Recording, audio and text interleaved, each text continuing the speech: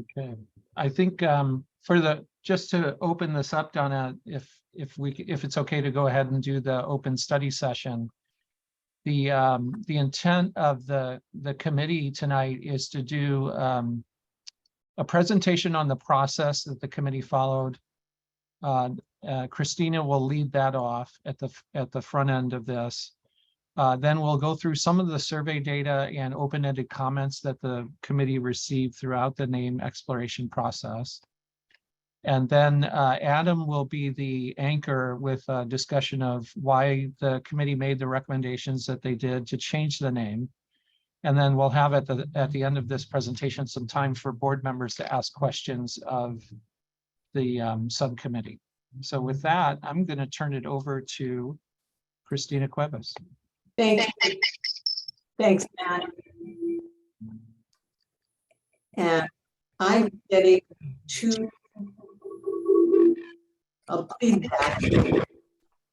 So Christina, there's an echo. Yeah, here's what happened is I had another document open. Thank you. Anyway, welcome to the study session on the report of the Name Exploration Subcommittee. Most of you know that I'm Christina Cuevas, and I am the trustee that's representing Area 3 and also chair of the Name Exploration Committee. And as Matt said, Adam Spickler, the subcommittee member, and Matt will also be joining me on this presentation, which he's already previewed. So on this slide, I'm just going to basically go through, I think many people have had a chance to review the report, but for those who haven't, I'll briefly describe why we engaged in the exploration process and the activities that were undertaken that culminated in the report and the recommendation that the subcommittee is presenting tonight. So just to remind you that in July of 2020, the trustees received a petition signed by more than 100 people from faculty, staff, students, and community members requesting that the name of the college be changed in response to their critical analysis of the college's namesake. And that request came at a time when there was widespread social unrest following the killing of George Floyd. And many other institutions were also grappling with the legacy of slavery and colonization and the honoring of individuals who were associated with these practices. So we were in good company. In August, the board responded to those concerns expressed by the petitioners and established a subcommittee that included trustee Adam Spickler, student trustee Emilia Friedrich, and me to explore that request and to develop a recommendation to the full board about whether or not the name should be changed.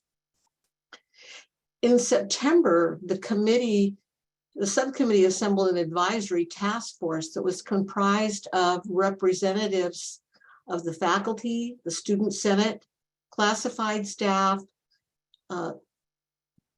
administration, retirees, and the foundation board to help us design a process for exploring this change request and to solicit widespread stakeholder input and examine the cost and resource implications of changing the name of the college. Based on the question? Okay. Based on the experience of other institutions of higher education who'd already engaged in renaming challenges, we decided to establish a set of principles that would guide the exploration and decision process. And in November of 2020, we announced those principles that would guide our work. And those principles are available both in our report and on the web page for the subcommittee. But just to highlight a few that were stressed as being really important was aligning the exploration process and actions with the college's mission and values, to be sure that we maintained a research-based process to educate both campus and community members, that we engaged in campus stakeholders and broad community members in a broad dialogue, and that we respect the intent of the original board members in naming the college while also recognizing that what the name represents today and what it might mean in the future. And finally, that we consider both the benefits and the harms of any decision that we make on the college's reputation, on student enrollment, on staff faculty hiring, and on donor contributions. And guided by those principles, we agreed to host a series of public events to learn about the history of our college's namesake, the decision to name the college after him, and how his legacy is affecting the community that we serve. The activities that we engaged in include the following. In spring of 2021, we established a website to inform the campus and the larger community of our principles, the events that were planned, frequently asked questions, and also we invited comments and questions to be sent to the subcommittee. In March of that year, we went forward and launched a series of 6 educational sessions where scholars presented their perspectives of Cabrillo's role in the early history of California and the Americas, as well as the background on the naming of the college in 1959. This series of events was vastly enriched by presentations of students who researched the college's namesake and created art or essays describing why the college should or should not change the name as part of a campus-wide competition process. That lecture series attracted about 500 attendees, and it was all recorded and is still available on YouTube. And to date, I think we have more than 4,000 people who viewed that series on YouTube. But that educational series was then followed by another series of community dialogues in the fall of 2021, where participants were invited to share their perspectives on the themes of whether the college should change its name. And though this professionally facilitated session attracted fewer participants than the educational series, they did allow for more in-depth sharing of reasons on why people did or did not support the name change. And you'll see some of those examples in our report. We also conducted surveys following the spring and fall events to collect information on the attitudes that people had towards the name change. We wanted to also understand the demographics and affiliations of people who were sending us their comments. And Matt will be sharing that information that we learned from those surveys shortly. And finally, in the summer of and fall of 2022, the subcommittee turned its attention to taking all the information that had been collected and drafting and revising the final report that you have tonight. Next slide, please.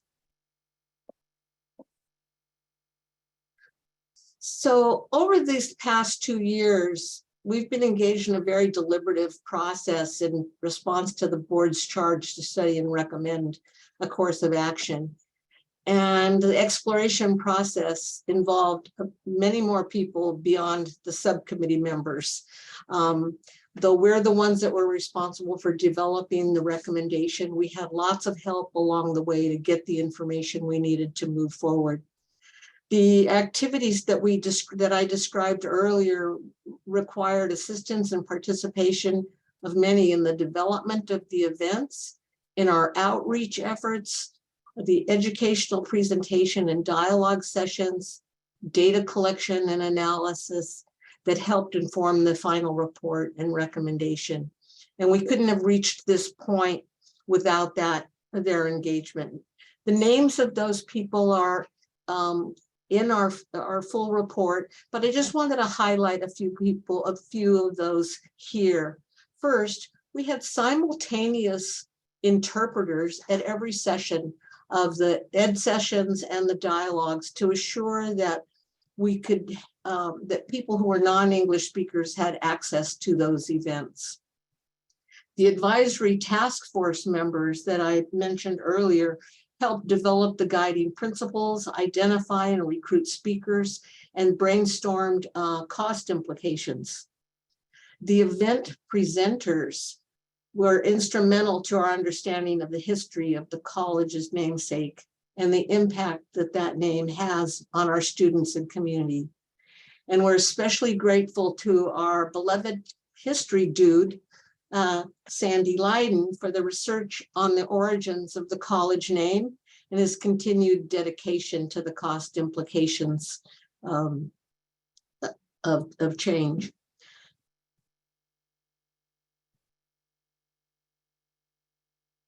I'd also like to thank the faculty, staff, students, and the many community members who took time to participate in virtual events, who shared their perspectives via dialogue sessions or surveys, emails, and letters regarding their feelings on the issue. And lastly, the incredible staff, administrative staff, who assisted with coordinating the events when we had to shift from hosting in person due to the pandemic to Zoom sessions, managing the website, the emails, and managing the website, conducting the surveys, the data analysis, outreach, and the media contacts that have all been received and handled during this process. I have learned a lot during this process, and I'm grateful to the faculty, staff, students, and community members who initially submitted that petition to the board in July of 2020. And without that petition and their efforts, this exploration would not have occurred. So let's move forward to the next slide, and Matt will now share information about the survey and community responses. Thank you, Matt. Thank you, Christina, and thanks for your leadership throughout on the committee as well. I'm going to spend some time talking about both the surveys that were done for the educational events in the spring of 2021, and then the larger survey that was done in conjunction with the community dialogues and then released on our website. The larger web survey ended up generating more than 800 responses during the course of roughly a 5-month period. A couple of caveats to remember as we go through some of this data. It's not a representative sample. It was a convenience sample of folks who wanted to come to the website and do it. And so therefore it doesn't technically represent a random sample of our community. What it does provide is a snapshot of views from different demographic groups within our community, and particularly from a large contingent of folks in the county who are probably older and affiliated with Cabrillo back from earlier days, and probably were students or had family members attend Cabrillo in earlier generations. The actual makeup of the survey respondents is on the right-hand side there for our larger survey. And so one of the things you'll see there is perhaps a little bit oversampling of female folks versus men, and a larger sample of those over the age of 60 who probably have a deep affiliation with the college and were therefore motivated to fill out the survey. One thing to point out, moving to the earlier spring of 21 survey, we did what was called a pre-test, post-test survey that was a very quick micro survey asking people at the very start when they came into our event, one of a random question. One was the name of the college should be changed, and the other one is Cabrillo is an appropriate name for the college. We asked that at the start of the events, and then at the end of the events, we asked individuals who attended these educational sessions to respond to that survey question again as well. And what it showed is that individuals who were there to learn about either Cabrillo, the person, or the history of the college, the naming, or colonization and the impact on Native Americans, that people shifted upon hearing the educational material and the lectures by our scholars that we invited. So whereas 45% at the start of those sessions said that they thought that the name of the college should be changed, that rose to 60% on the basis of what individuals heard or learned during those sessions. So it's an indication that individuals who were willing to come to the events to learn about the college and the naming of Cabrillo saw and were willing to shift their viewpoints on the basis of what they heard. Now, on the larger survey, there was an embedded question wording experiment that was constructed by myself and Terrence Willett, our Dean of Planning and Research here at the college. So randomly, we asked one half of the survey sample, do you want the name of the college to stay the same? And the other half was asked, do you want to change the name of the college? There's a slight distinction there. One is to keep the same or maintain status quo. The other is, do you want to change the name of the college and make a positive change or make a change in and of itself? And what we found was that there was a slight question wording effect embedded in those two different versions. If you asked, do you want the college to stay the same? Almost 62% said yes, either yes or leaning yes. If you asked, do you want to change the name of the college? 35% said yes or leaning yes, and the definitely no or leaning no went to 52.5%. So there's a slight question wording effect there in the question. We're not going to devote too much time to that. And what we're going to do is essentially aggregate those two different types together to have the blended response, which looks like this in the data. So of all of the 818 respondents, essentially about 57% were saying definitely keep or lean toward keeping the name of the college. Whereas the change the name side was around 32%, definitely or leaning toward changing the name. And then about 12% were neutral in giving their response to that question. When you break that out according to different kinds of respondents to the survey, there's an interesting distinction between students, employees of the college, and those who have, for example, have been foundation supporters of the Cabrillo College Foundation, so donors who've given to the college. Quite simply, the largest percentage who said change the name of the college comes from the faculty and staff and the employees of the college, about 50% saying change the name versus 38% keep the name. Students come next at 36%. Saying they would recommend changing the name. And then, of course, foundation supporters were the most resistant to changing the name, with only 20% saying yes, and a large contingent, 71%, saying that they would want to keep the name of the college. There are also some interesting distinctions across demographic lines in terms of Hispanic respondents or Latinx, white respondents, and Native Americans. And one of the interesting findings is that there's not much of a distinction between white and Hispanic respondents on the survey in terms of change the name or keep the name. But when you shift over and look at Native American respondents, 2/3 of them were saying that the college should change its name away from Cabrillo. So a clear distinction among that particular population. And that you'll see that theme play out also among the open-ended questions in the report itself. There's an age breakout as well, so that those who are oldest respondents, 60 and over, were most likely to say keep the name of the college the same at 67%.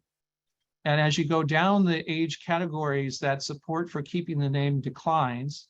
And you'll see that the bar for changing the name of the college grows, so that the age 20 and under, students who responded to the survey who might be 20 and under, so freshmen, some of them high school dual enrolled students, were the most likely to say at 45% change the name, as opposed to only 23% of those over the age of 60.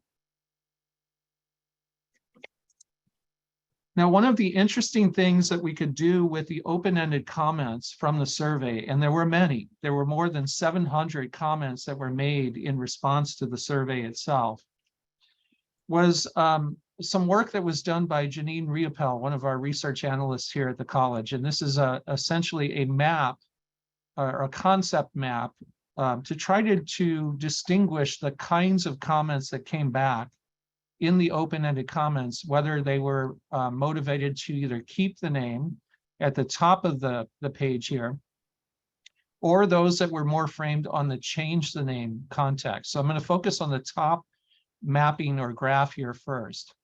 For a lot of individuals who said that they wanted to keep the name of the college the same, they had a kind of political correctness or slippery slope concern associated with their attitude or values. Some of the comments were, for example, would say that the college should focus on more important issues, that this was trying to rewrite history, or political correctness or wokeness, for example, might show up there, and that you can't change history. History is immutable, and therefore you should not change the name. There were also concerns, if you move to the right of this graph, about keeping the name because the name has a reputation out in the community among graduates, alumni, and that if a change is made, it causes issues for the college in terms of reputation, and maybe a concern, for example, about transcripts, or the concern that we'd lose our name of our college that we graduated from. More often, there was an issue that was raised about resource concerns with keeping and wanting to keep the name because it might cost too much to make a change in the name, or a concern that it would not help the college if we change the name in terms of passing future bonds or having donors continue to give to the college. And so sometimes you would see that wrapped in a statement that would say, do something else, focus the money on the students, for example, or use the moment as a teachable moment and spend time educating the public about the name and who Cabrillo was and why the name was selected, or use the work and energy to fund other kinds of projects that might benefit those who feel harmed by the name itself. Now, shifting down to the change values that seem to be embedded in the comments, very often they would be wrapped in a statement about the college having a social responsibility to be progressive and know, since the college, for example, would know that the name does harm, for example, to Indigenous communities, the socially responsible thing to do would be to change the name. Or knowing that colonization had harmed Indigenous populations, why would we keep the name? So therefore, a push for change. Also recognizing that this is a way to be moving forward and looking toward the future rather than the past in thinking about the name, and therefore changing it would be a good thing for the future. There were many suggestions that came with the open-ended comments. Often they would reflect an interest in using an Indigenous name to rename the college, or use geography as a basis, or the values associated with the college, names associated with nature, trees, flowers, things like that, or a community-based name that would make sense for this region.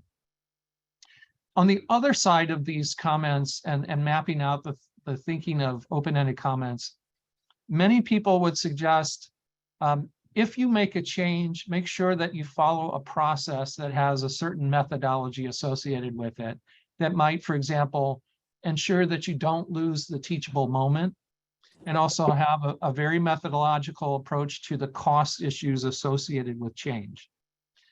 And then also another concern in thinking about process was, I'm not the person to ask, but you should ask others about what the name should be, or an appropriate name for the college. And that might be asking, for example, Indigenous communities that feel most impacted, or asking the community to weigh in on what the name should be, or asking students, for example. Some suggested that it should be put to a majority vote, something that's not allowed by the education code. The naming of the college is solely within the province of the elected Board of Trustees. And then finally, some others that asked to do something more in thinking about the costs, and that's very similar to the funding equity projects up above. So I want to thank Janine for organizing a lot of this thinking into one very nice graphic. Those descriptions are embedded in the report in much more detail. There are actual examples from the anonymous comments and from the open-ended survey responses that we got both from the survey and from the community dialogues. And I'm going to turn to the community dialogues for just a moment. As Christina mentioned, there were about 6 of these that took place in the fall of 21. And through a facilitated dialogue, individuals were asked to place themselves in the role of being a trustee for the college and having to make the decision about changing the name or not changing the name. And the reflections that were provided online in those various dialogue sessions are very nuanced, and they're very rich in detail. And they go beyond simple survey question and answer kinds of responses. There's just a couple of them excerpted here, but it gives the flavor, for example, on the top of a concern that was raised about the cost of making a change. And so on that one, you have an individual placing themselves in the mind of a trustee and thinking, you know, it's not just about changing a few signs. This is going to cost some money, and worrying about that cost and where the money would come from. And so those are the concerns that were being voiced by that particular respondent. The other one below on the bottom half of the screen is more in the frame of mind of thinking about the harm that the name represents and the continuing harm of colonial expansion and the perpetuation of that by continuing to use the name of somebody who was involved in the colonial expansion and conquest of America, of this continent.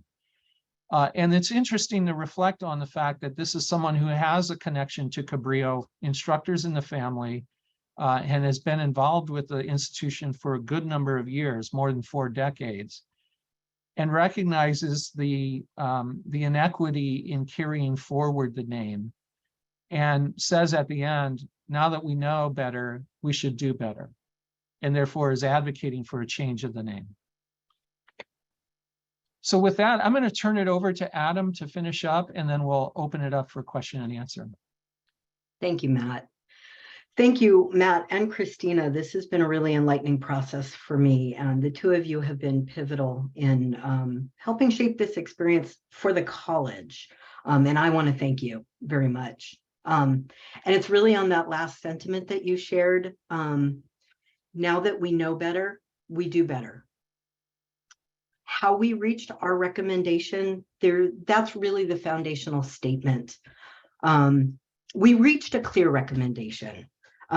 We are asking the board tonight to consider changing the name of our college. We are committed, the subcommittee, to continue to work, and that's what we're asking the board to make its vote on, our recommendation, to building fiscal reserves to address the cost concerns brought up, rightfully so, by many people, and to conduct a process that seeks input from the community and focuses on values-driven or geographic references for the new name. We reached these recommendations by following the principles Christina outlined very clearly that we use not only for the process, but in our thinking through, now that we have all of this information, now that we've experienced the educational series, we've held our listening sessions, we've gotten feedback. How do we make this decision? And when you think about what it means to be steeped in the principles, our task force said that the college should align our process. And Christina and I also felt our decision on recommending should be aligned for considering a name change with the components of the college's mission and vision statements that include empowering students to be responsible world citizens, promoting a commitment to quality and equity, and fostering diversity and equal opportunity. And we knew it would be important to emphasize historically underrepresented and emerging student populations and maintain our responsibility to serving a diverse group of students, as well as our community, as a Hispanic serving institution. And it's really on that foundation, when you look at all of the outreach, we conducted the educational events.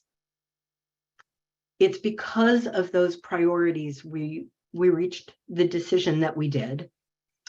And I feel really clear in that we heard some very reasoned, very valuable concerns from the community around cost, around the reputation of the college, some of the things that Matt had just brought up. And where Christina and I felt it was our responsibility in recommending a name change is doing so in a way that would mitigate those concerns as best as possible. And also because kind of at the very onset of this, before even putting our task force together to help us define the process, the very first thing we did, and I want to thank Christina because she really dove into this and took the research on head first. We looked at what other colleges, what other institutions had done who'd been asked this very question: remove a statue, remove a name. And part of what we've learned, because we learned a lot that went into this whole process, but one of the things we've learned from colleges who are 4 and 5 years out from this process is that there is a way to come through this, not only unscathed, not only redeeming, continuing the reputation of the college, but building that piece of history that helps us move through strongly. Which leads me to one thing I just want to personally address, and I'll try to be brief. But, you know, folks have talked about how important it is to understand that history is immutable. Removing the name of the college isn't going to change history. That's not the intent here. It's quite the opposite. I think the telling of history around colonialism and the transgenerational harm that's been caused to minority populations that make up an important aspect, majority aspect of our student body and an important aspect of our community as a whole. We have a responsibility to not just simply tell history in an ongoing way, but to uphold those whose values historically align with where we are, and not to uphold and reward those who've done things historically that we disagree with. It's not to say don't tell the history. It's to find a way to right balance it. And the piece that comes into play 3, 4, 5 years down the road for us, not just as this governing board, but as a community as a whole, is how we react to this call that says, take a deep look from the perspective of those who've been hurt by colonialism and who are still in our community today, and know better, and please do better. And that's a big part of what's led us to this recommendation. And please feel free to move the slide.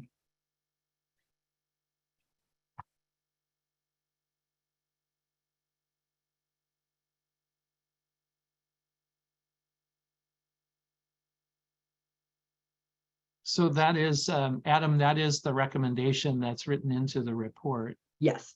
And I think that for the rest of the segment, I think Christina, Adam, myself were willing to answer questions from board members that you might have about the report, about recommendations, about conclusions that are drawn. So Christina, did you have any closing thoughts, or Adam? No, I think we want to hear from our fellow board members. If you have any questions, we're happy to answer those. Okay, I'm going to stop share so I can see.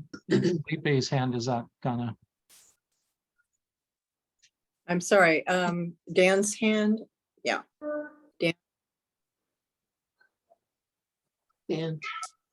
Dan, you're on. Okay. I just have one quick question. I did not see Black African Americans listed specifically in the data in the survey. I was wondering, are they embedded in one of the categories, or just? My memory, Dan, was that they might have been fewer than 10. I can go back and look at the raw data. But in that context, I think there was a concern from Terrence and myself, just in our research background, that once you have small sizes of segments of a subpopulation, you start to worry about divulging, moving away from anonymity and into divulging potentially the background of the individual respondent. So that's probably the reason that they were not listed in that table that's on page 18 and 19 of the report. I believe that notation was made for indigenous people in a response, but that same notation was not made for African Americans. Yeah. Hope that answers that. Any other questions? think I see and then Felipe. Steve, yeah. Felipe has joined us, but I can't, oh, there he is. Did you have a Yes. question, Felipe? Yeah. My only question was about the finance and the way it was spread out. I just wanted to ask the president how he felt about the timeline for the name change. If that is ample enough time for the name change, like, what was his perspective on it? I'm very happy with the recommendation and the way the timeline is structured, because it affords, from my viewpoint, it affords some time to do some potential external fundraising to try to secure some financing to help pay for the cost of this.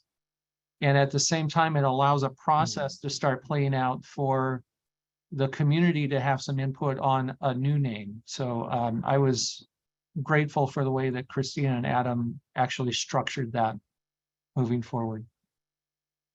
And if I can offer Felipe, the other piece to it, and I'm sorry if I didn't address it more clearly in my closing presentation remarks, the commitment from Christina and I as the subcommittee in wanting to meet that cost concern that folks had voiced is that whether we're talking locally, state, or nationally, there are foundations who are working on racial justice and racial equity that we are going to actively seek out funds for. Yes. Those are dollars that would never come to our college otherwise to support students, but for a project like this. And those are the folks that we're going to go after. So it's not taking funds away from students in any way, shape, or form.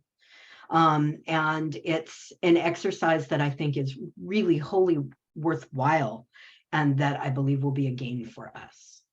Let me just add to that, Adam, in terms of seeking resources from either foundations or other donors, that we're willing to take on the task and to work with administration on that fundraising effort, and that we're not looking to the Cabrillo Foundation to take this on as their work.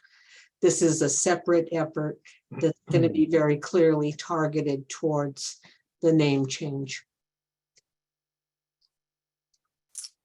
Thank you. And I think that Steve Trujillo is next. Steve? Well, first, I want to thank Trustee Cuevas and Trustee Spickler for doing a wonderful, professional, well thought out report.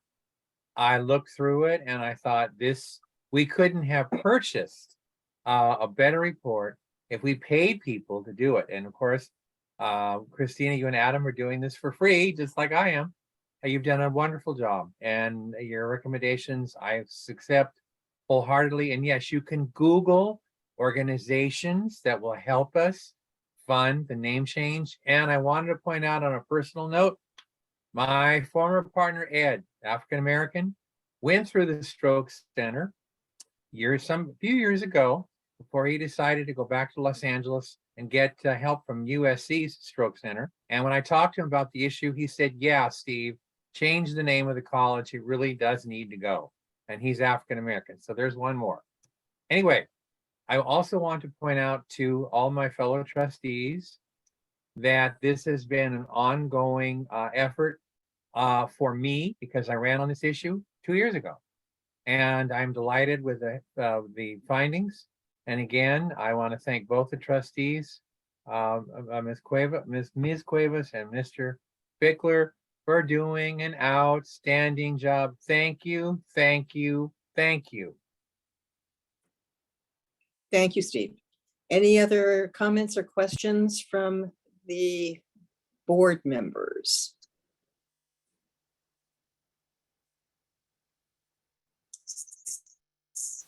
Seeing none. I don't know if you can hear me, but I have just lost my screen. We can hear you. Okay.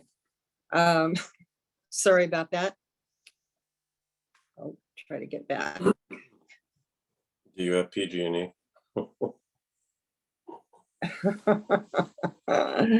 Don't get me started. Don't get me started.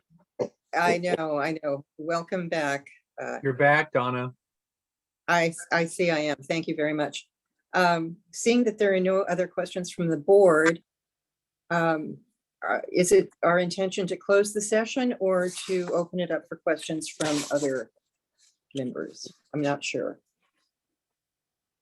I think just to be cognizant of the published agenda, our next open session would start at 6:15, if I'm not mistaken. That's right, yes. Since that's the published time, we should probably reopen the meeting then and have public comment occur at that point in time. Okay, fine. And we do have that public comment scheduled, so there will be time for everyone to speak. Okay, well, thank you both, Christina and Adam and Matt, for your presentation, for the very thorough report. It's very impressive, and I'm grateful as well. So thank you very much. We'll conclude this session and we will reopen the open session at 6:15. So we'll see you then. Donna. Thank you. Thank you.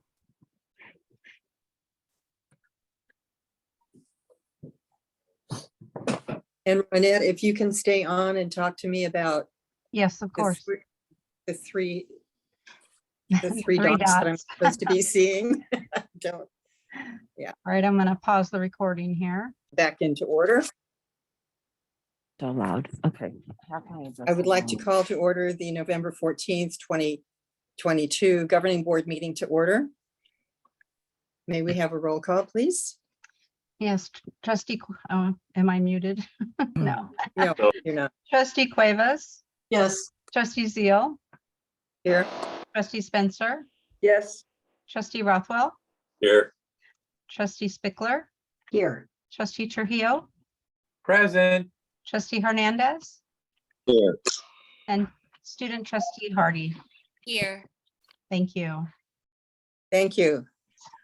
Matt, you were going to try to pin the trustees for me, but I don't see that. So if you can't do that, then somebody has to be my eyes a I little bit. will be your eyes and Okay. Renette will be your ears. Yeah. Thank you. Thank you. I have nothing to report out of closed session. And now we are moving into public comments. We have a considerable list of people who have indicated that they would like to speak or who have sent sent written reports.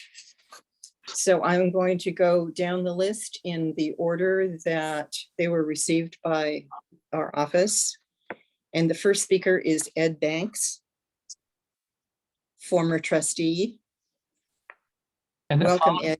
following Ed will be John Gofsky. Go ahead, Ed. Sorry. Thank you. Members of the Board of Trustees, my name is Ed Banks. I'm a resident of Watsonville, trustee area 7. I previously emailed you all about how I feel with respect to the potential name change. So I will not dwell on that item, as I found a very well articulated opinion in yesterday's Santa Cruz Sentinel. The sentiment of many in our field, in our community that feel this topic is well worth repeating. The op-ed was so well written that I think it needs to be repeated. And so with that precept, I'm going to just give you some excerpts. The college obviously will be discussing renaming, despite overall support from the community, including students, to keep the name as is. We realize that present-day sensibilities say that the history of the treatment of indigenous people by European explorers, abominable to most today, requires that institutions such as Cabrillo College remove any vestige of this oppression from their names. But if the board votes to change the name, it would be a perilous direction to take going forward in terms of community support. The name Cabrillo in relation to the college, as Sandy Leiden has detailed in 2 columns on this page, meaning the Santa Cruz Sentinel op-ed page, has a far broader local application than the 16th century explorer navigator Juan Rodriguez Cabrillo, who never, I repeat, set foot in this county. No doubt, if a new community college was seeking a name, Cabrillo would not be the choice. But as Sandy points out, the name long ago in this community came to stand for the college and not the colonizer. Further diminishing community support for the college by renaming it, however just the cause, will make it that much harder for future bond measures, which, as Leiden points out in today's column, have seen significantly less support, with the last 2 failing to pass. Thank you. Thank you, Ed. I neglected to mention that each speaker will be held to a maximum of 3 minutes. And because our list, it has 34 names on it, if you can keep it to less than 3, that would be very helpful as a courtesy to everybody else. Our next speaker is John Grofsky, and after John will be Jennifer Edgar. John? Thank you. Hi, dear trustees, I have a little letter here for you. When I first spoke to you at the June 8th, 2020 meeting, I passionately asked you to change the name of the college. I had no idea at that time that that would spark a 2-year process that has led to this point. As soon as I finished speaking, I started receiving phone calls and emails from folks at the meeting asking what they could do. I set up a meeting, and from that and subsequent meetings, a petition was developed and circulated that we presented to the trustees at the July 2020 meeting. Christina mentioned a little earlier that without this petition, this process would not have happened. So I wish to thank the Name Exploration Subcommittee and all the people that worked with it for a fantastic, well-organized and comprehensive report. The work that this committee has done has been excellent. The report shows it. And I just want to thank you all because you've really helped educate the community about racism and colonialism in a way that, has been very effective. And I've heard many times the story of how our college got its name, the story of how it served to unify our communities in 1959. But I don't really see the relevance of this narrative in 2022. It only demonstrates how much has changed over 60 years. If community unity is the goal, it's become crystal clear to me that the name Cabrillo no longer unifies. It divides our communities. I personally have no doubt that Cabrillo College will be renamed. The only question in my mind is not if, but when. My hope is that you will be the board that makes this change happen. But if you vote not to change the name, this wound is only going to continue to fester. And at some point, having the namesake of a slaver will simply become even more untenable than it is now. One way or another, sooner or later, our college will change its name and remove the stain of honoring slavery and genocide. This may be the most important and consequential vote you will cast while serving on this body. Years from now, no one will remember or care that you voted to accept this grant or adopt that policy, but everybody will remember this vote. So I urge you to see this vote as the historic decision that it is and will be seen as years from now. You can be remembered as the ones who voted against inevitable change, choosing to remain stuck in the values of the late 1950s, or you can be remembered as enlightened community leaders who looked to the future, a future where our college actually lives up to our stated ideals. So the choice is yours. I urge you to choose wisely. Thank you very much. Thank you, John. And now our next speaker is Jennifer Edgar, and following her will be Pamela Sexton. Jennifer, are you here? I do not see her here. Okay. I don't see her either. Okay, I'm sorry, I skipped someone. Andrew Fago. Fag, I think is the name. Yep. He is present. Okay, Andrew, I'm sorry, you would be next then. Please go ahead. And Andrew, remember the 3-minute limit too. Yeah, 3 minutes. Thanks. This is a surprise. I didn't sign up to give public comment, but I teach Native American literature and Native American history at Cabrillo. And I guess, would beg your help in making Indigenous students more welcome and more embraced at our college than is currently the state right now. And it would help all of us achieve the goals, like what John said, that so many of us bring with us to our classrooms every day. And I'll leave it with that and just beg you to please change the name of our college. Thank you. Thank you, Andrew. And just so you know, your written letter has been submitted for the record. Thank you. I'm sorry, now Pamela Sexton is next and Susan Cohen is after Pamela. Pamela? Hi. Can you hear me? Yes. Thank you. I'm here as a former Cabrillo student, as a parent, as a community member, and also a member of SURGE, which stands for Showing Up for Racial Justice, Santa Cruz County. And I urge you to please support changing the college's name. I watched and listened to the discussions and presentations that were recorded for the community. And I am so grateful and applaud, as others have, all of the work that went into that, the conversations, that it's documented so well, that it's available to the public. And yeah, just kudos to the Name Change Exploration Committee for being so thoughtful and inclusive in the process. And thank you to all of those who got this started. I don't need to repeat everything. I mean, there's so many reasons to vote for a name change. Again, it's Cabrillo never stepped foot in Santa Cruz County. He sailed by our coast after joining Conquistador Hernan Cortez against the Aztecs after mining Mayan gold with slaves for personal profit. There's no question that he participated in a colonial system that depended on dehumanization and enslavement of indigenous populations in a bid for stolen wealth, and heralded a time of genocidal violence. Back in 1959, the college's founders were searching for the right name, and they had these two main criteria, as I understand it from listening and learning, to have a name that's kind of neutral, to have a name that would unite a divided county. Our county, I live and work in the south part of the county and in Watsonville.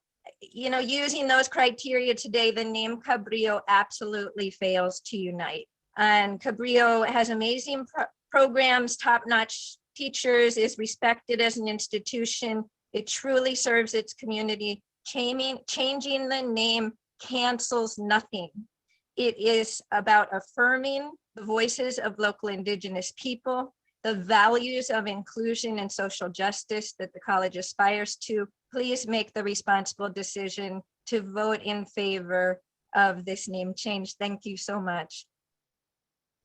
Thank you, Pamela. Next up is Susan Cohen, followed by Jane. I can't read it. Kafila. Kotila, yep. Kotila, thank you. Susan Cohen. I do not show her as present. Okay, is Jane present? Hearing none. We do have a written statement from her and I think from Susan as well. Following her then is Liz Solari, and following her is Arnie Croce. Thank you, Trustee Zeal, and thank you to the board. Good evening. My name is Liz Salori, and I teach in the district's anthropology department. I am here tonight as a faculty advisor for the Indigenous Club at the college, as the spouse of an enrolled citizen in a California Native American tribe, and as an ally to Indigenous people. Over the past 2 years, the district has investigated the possibility of renaming. That process has resulted in the recommendation before you tonight to change the name of the college. The Native American community, those most affected by the current name, overwhelmingly supports this recommended change. They have told us in presentations, in petitions and letters, at tables and rallies, and in conversations at home, in offices, and in classrooms that the current name of the college is harmful. It reifies violent settler colonialism.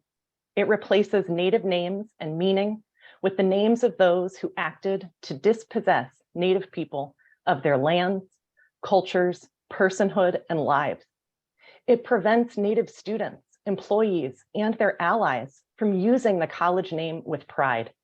And it actively and repeatedly, on every sign, email, web page, certificate, and diploma, contributes to the ongoing trauma that Indigenous people experience every day. Our district can do better. We can stand up for what is right, even when it is not easy. We can enact our equity values instead of simply stating them.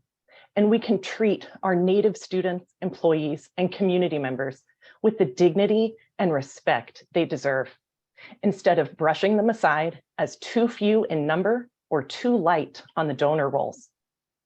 Across the country, schools, colleges, universities, public agencies, and private corporations are reckoning with the racist naming of their institutions, places, and businesses. Change is happening. Our district can be at the front of this change, helping to lead the way and set an example. We can prioritize what we have heard from the Native community, take action, and make real change. We can live up to the equity and global awareness values we hope to instill in our students. I urge the board to help the district to do better for Native students, employees, and community members. Vote in favor of renaming the college. Thank you for the opportunity to share with you tonight. Thank you, Liz. And now Arnie is up, followed by Georgina Wong. Good evening, trustees. Thank you very much for allowing me to make some comments tonight. I support the name exploration subcommittee's recommendation to change the name of the college. I'm an alum and foundation supporter. Cabrillo College was the most significant institution in my life, giving me the opportunity to restart after a very poor performance in high school. As a result of the inspiring faculty and staff at Cabrillo, I transferred to UC Berkeley and went on to have a successful career. While it will always be Cabrillo to me, a name change is appropriate today. At the time of the college's formation, Cabrillo was a neutral name that united a divided county. Communities change, however, and one need only look at the demographics of today's county, student body, and faculty compared to that of the late 1950s to appreciate the scope of this change. The association of the college, however indirect, with the name of an individual who represents the oppression of the indigenous population of California is no longer a unifying name. If it were, we would not be having this discussion and this extensive process. What is most important are the values of the college and the role it plays in the lives of the students and community. The name of the college should be one that reflects those values and that current and future students can be proud of. Those of us who fondly identify with Cabrillo will pass on. Future alumni will have fond memories of their college with a different, more appropriate name. And I think, from my perspective, the best test of the appropriateness of the name is to ask whether, knowing what we now know about the life of Juan Rodriguez Cabrillo, would we select that name today if we were founding a new college? I think the answer is no. If we would not choose that name today for a new college, then we should not retain that same name for the current college. I do recognize that cost is an issue, and you have plans to mitigate that. Thank you for your time. Thank you very much, Arnie. Georgina Wong is up next, followed by Becky Steinbrunner. Georgina?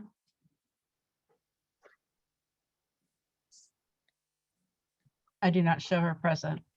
Unless she has Okay, a thank phone you. number, I don't see her either. Thank you. Becky Steinbrunner was going to join us, I think, by phone, if I'm not mistaken. Yes, this is Becky Steinbrunner. Can you hear me? Yes, a little faintly, Becky, but we can hear you. Thank you. I have another family member that just hung up on the other line. So is this better? Yes. All right. Thank you very much. I did submit written comment, and I still stand by all those tenets, and I really want to thank what Mr. Banks said and support him, as well as what I have learned from Sandy Leiden. I attended the recent event. Also, Mr. Spickler was there. And Mr. Leiden, being a longtime instructor at the college, talked about how Cabrillo's faculty was known for doing things a different way, very creatively, very effectively. He told us about the teach-in that they had during the Vietnam War and how wildly successful that was, how it pulled in the public. They did something different, and that's what you need to do here. Changing the name is one thing. That's what everybody is doing. But Cabrillo has the opportunity to do something differently. I heard you say, now that we know better, we need to do better. Let's do something. Instead of going out and asking for outside money to bring into our community and change a name, let's bring in money that could also come from local sources. Those people who are against what has been recommended to you tonight, but might get on board with something different, like preferential enrollment for Native American students in your very competitive, long waiting line for the nursing program. Very sought after classes give the Native American students preferential enrollment. Why not have a Native American teaching garden, a teaching sweat lodge, and bring the Native American community together, along with those of us in the community who want to understand and support the Native American culture, and have activities at the college. Make it a shining star of what you can do in a positive way with the community, not just change the name and call it good when nothing else will happen, but will create a divide in this community and threaten the college's future financial funding. Cabrillo College Measure Q lost in 2016. Cabrillo College Bond Measure R lost in 2020. Can you as a board really take this risk by changing a name and bring about with it the divisiveness that it will create in our community? I don't think you can, not to support the long-term financial stability of this great learning institution. So take heart from what Mr. Leiden has told us the faculty used to do. They did something different. Let's do something different now. Let's support the Native Americans. Your time is Let's up, give them Becky. help. And I want to see bids of how much the change would actually cost. Thank you very much. Thank you, Becky. The next speaker I have is Dave Steinbrunner, followed by Gary Reese. Dave, you're on. Can you take the next speaker? This is Becky Steinbrunner. He will speak in just a moment. If you can take the next speaker and then come back to him. Okay. Gary Reese, you're on. Muted. Gary, you're still muted.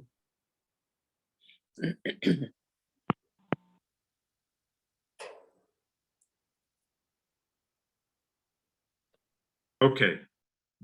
Can you hear me now? Thank you, Matt.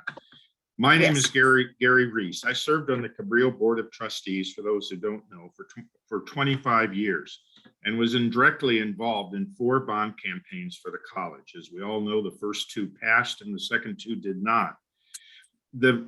One of the most important things for a trustee is the financial stability and soundness of the college. And those 2 bonds needed to be passed then, and they're even more needed at this point. The financial needs of the college will not get less, they will only grow. So one of the most important things that I am looking at is that a wrong action tonight might ensure that the community will not support any future bonds. In fact, I can write the opposing position myself. Here's what we're going to hear. How can Cabrillo claim it needs additional money when it spent our tax money to change the name of the college without all the relevant facts? The committee report admitted that it had not even done a valid community poll. And the report even showed that a majority of the people who had replied to the poll were opposed to the college's name change. Further, how could the college vote to change the name before accurately assessing the financial costs and benefits? How could they vote when they did not know the reactions of longtime donors who provide student scholarships and other financial support? The committee report even said that it recognizes that the community engagement is needed to ensure widespread agreement on whatever new name is chosen. But apparently it did not need widespread agreement to vote to change the name in the first place. How could they vote to change the name without any of these serious assessments being done? So please let that sink in for just a second. That's a strong argument against any future bond measures, but there may be around it, regardless of the decision that's taken.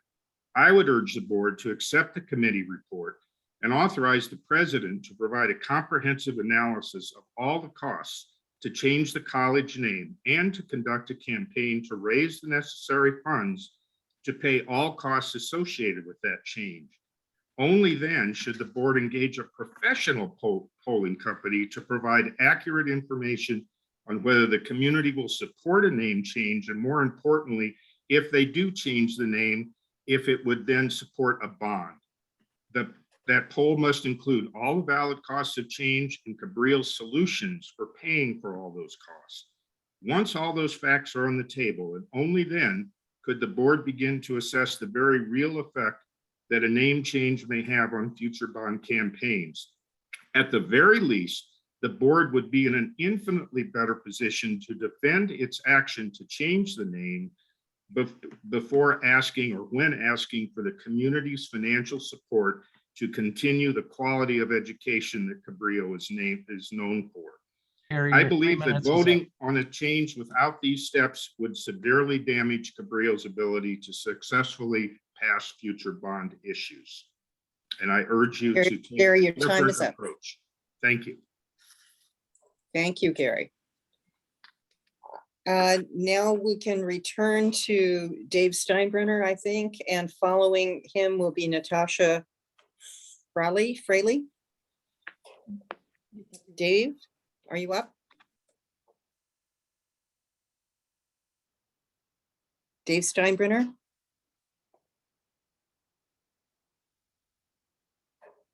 I think we might have lost them on the phone connection. Oh, wait, here, Dave? That it? Yes. I'm here. Well, thank you. Well, I'm kind of disappointed this can't be done as a vote of the people. We always talk about being a democracy, but this is more like a committee here. So anyway, I'd like to see more of a display of judicial temperament, whereupon one sets his personal feelings aside and votes to the will of the people. So dare I say, maybe even hubris is being seen here, but let's go ahead and obey the will of the majority and keep the name, please. Good old Cabrillo. Thanks. Thank you. Natasha Fraley is up, followed by Danny Derrick. Natasha? She does not appear to be in the list unless she's on the phone. Okay, is Danny Derrick here? Yes. Followed then by Annie Viel. I'm not sure how to pronounce your name. Vielle. Danny, if you're here, you're on next. I am. Hello, my name is Danny. I'm a graduate of the college and I am a concerned community member. I attended the community sessions and I really appreciate all the effort that went into the education of everyone in the county and outside. I currently reside on unceded Awaswas land, now called Ben Lomond, in Area 1, and I've been a lifelong Santa Cruz County resident. I do vote, not only for Donna recently, but on bonds. I ask that all the trustees please follow the recommendation of the subcommittee and support the name change of this college to something that is much more appropriate for our community. It's time for us to do better. Please vote to rename the college. Thank you. Thank you, Danny. Annie Veal is up next, followed by Peggy Nim. I did not see Anne. Unless she's on the phone. I don't see her either. And Peggy Gnehm. I do not see her either. Okay, Victoria Banyalas. I think she's here. Following her will be Amber Rose Torres.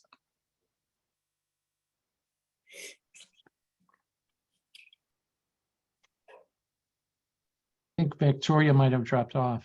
Yeah, I don't see her. Oh, she's not here anymore. Okay. Is Amber Rose Torres here? Yes, I'm here. Thank you. You're next. Go ahead, please. Hi, everyone. I am a student at Cabrillo College. I'm also part of the Indigenous Club. And on behalf of the Indigenous Club members and students, employees, community members, and allies, we firmly stand in solidarity and in absolute support of the Cabrillo name change.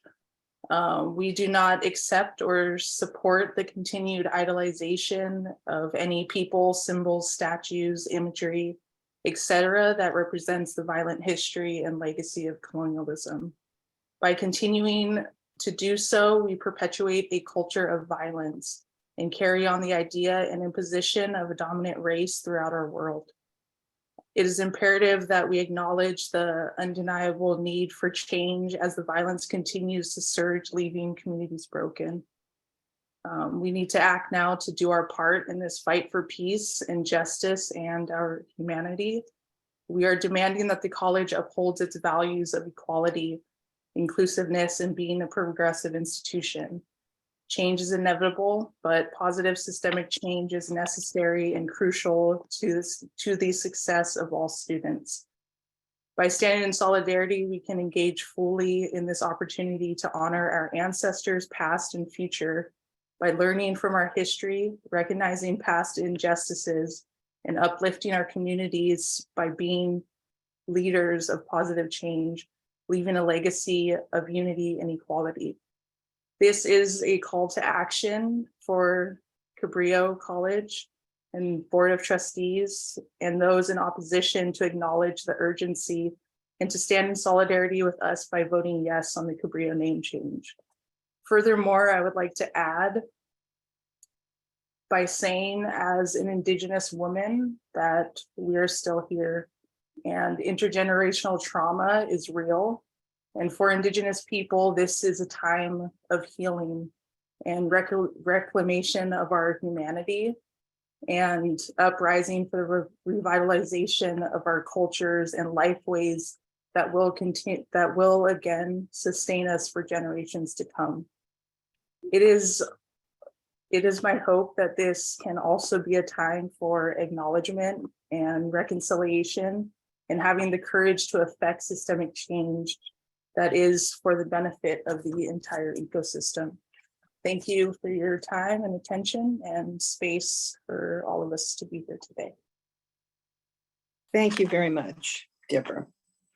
Next up, Amber, I'm sorry. Next up is Deborah. Next up is Deborah Martinez, followed by Jesse Melly, I believe. I do not see Deborah. Is Jesse here with us? Yes, I'm here. Good. You're next. Okay, good evening, everyone. My name is Jessie Malley. I am a student and one of the leaders of the Indigenous Club on campus and an advocate for the top tier learning and resources that the college has to offer. Both of my parents have been and continue to be students here, keeping up a family tradition of continued learning and lifelong personal expansion due to the incredible opportunities and variety of classes for a vast and diverse student body. I was raised in the public schools of Santa Cruz County on Awaswas land and can understand on a deep personal level what it's like to live with the generational trauma passed down to Indigenous people in a society where they are devalued, diminished, and ultimately erased. From the abuse of my family at Holy Cross at the hands of religious leaders to the mission projects at Bayview Elementary, it took me years to stand confidently in my own identity. I have never thought of myself as an academic, but the past few years at Cabrillo College have completely changed the way I see myself due to the instruction of Stan Rushworth and other supportive faculty members. Stan Rushworth was the only Native teacher at Cabrillo College, and sadly, I can no longer say that our college has any full-time Native teachers. Stan Rushworth empowered me and hundreds of others over his career to use my voice and intellect to create changes that would empower people like me, of which there are many.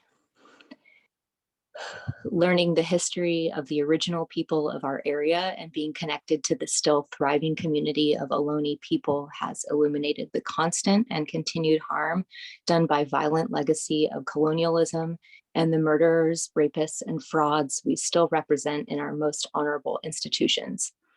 I'm asking you all today to live up to the legacy of the college by changing the name. Juan Rodriguez Cabrillo's name is a stain on an institution that promises a committed learning environment to all who seek higher education, progressive change that makes the world better and empowers people of all ages and backgrounds to enrich their lives through education. Ethically and morally, it is our duty to match the name of the college to the people inside that give it life and live in reciprocity to keep it thriving. I believe that the name will be changed, whether today, next year, or the years to follow. The fight will continue.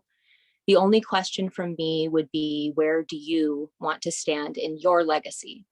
Will you be seen as a supportive entity in a world reckoning with an ugly, violent history, making reparations to the caretakers of the land that sustains you?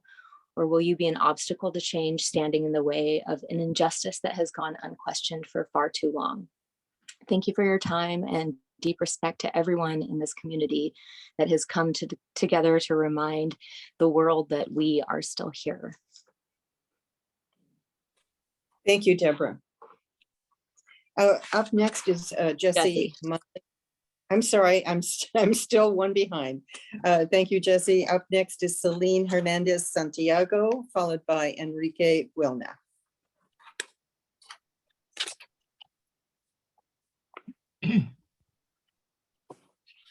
Celine.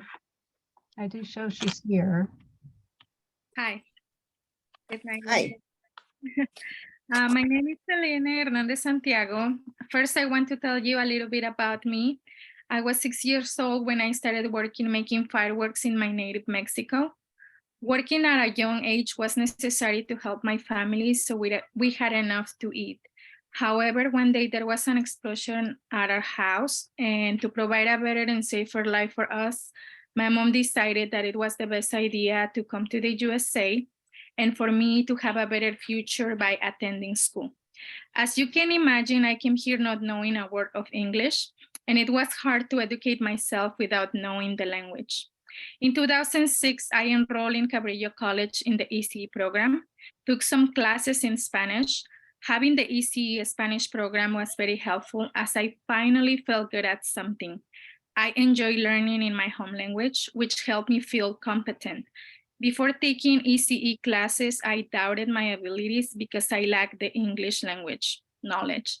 Taking ECE classes while simultaneously learning ESL at Cabrillo allowed me to understand the early childhood education philosophy and the best practices to work with children and families. The ECE Spanish to English program helped me immensely. With the Spanish-speaking teacher support, connection, and encouragement, have taken me this far. I obtained my AS in ECE in 2010. I got my BA in Human Development in 2020, and I am about to receive my Master's in Human Development with a Leadership and Education concentration.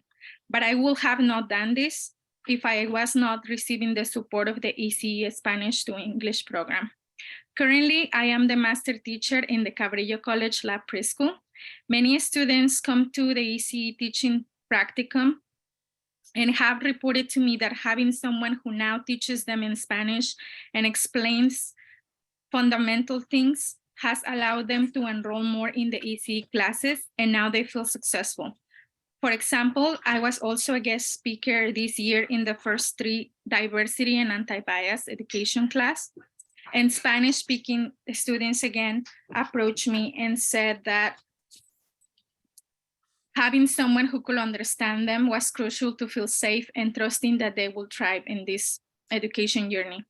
It is my goal to one day become an ECE instructor in the Spanish to English program to continue to support the students like myself in their academic and professional goals. I truly hope that Cabrillo College will ensure the longevity of the Spanish to English program with additional and much needed full-time faculty to continue to serve students like me and to provide the early care workforce with highly trained educators and caregivers that are so needed for our county. Thank you so much. Thank you, Celine. Next up is Enrique Buelna, followed by Heather Gray. Enrique? All right, can you hear me? Yes. All right, perfect. So thank you for giving me the opportunity to speak here today. So as many of you know, my name is Enrique Buelna, and I am an instructor in the history department. So indeed, I'm the chair of the history department here at Cabrillo. So I've been here since 2005. What I wanted to do today was just to focus on 3 points, right, in a letter that we sent out from the Chicano Latino Affairs Council back in 2020. So number 1, the experiences of Mexican Americans and indigenous peoples, right, have been denied for most of our history. Juan Cabrillo was no hero, right, or a standard bearer of civilization, of moral righteousness, or the Enlightenment, right? He was the opposite of these things. Naming the college after him simply made us, as people of color, disappear, as all we did was to simply celebrate, right, the European conquest and nothing else. Number 2, that we're in the midst of important changes in our society, right? A yearning for democracy, openness, empathy, decency, and truth. We've not been told the truth about this man. Changing in the name of Cabrillo, right, is not some whimsical act of the times. It is in line with a growing chorus of voices that for decades have demanded social justice and a rendering of history that is accurate and compelling, right? And then number 3, most of the changes that are happening in our society today is being spearheaded by young people, right, of all ethnicities, right, demanding that American society recognize the humanity in all of us. So changing the name of the college offers us an opportunity for a fresh start, so to speak, right, to rebrand ourselves, to truly reflect who we are and what we have to offer.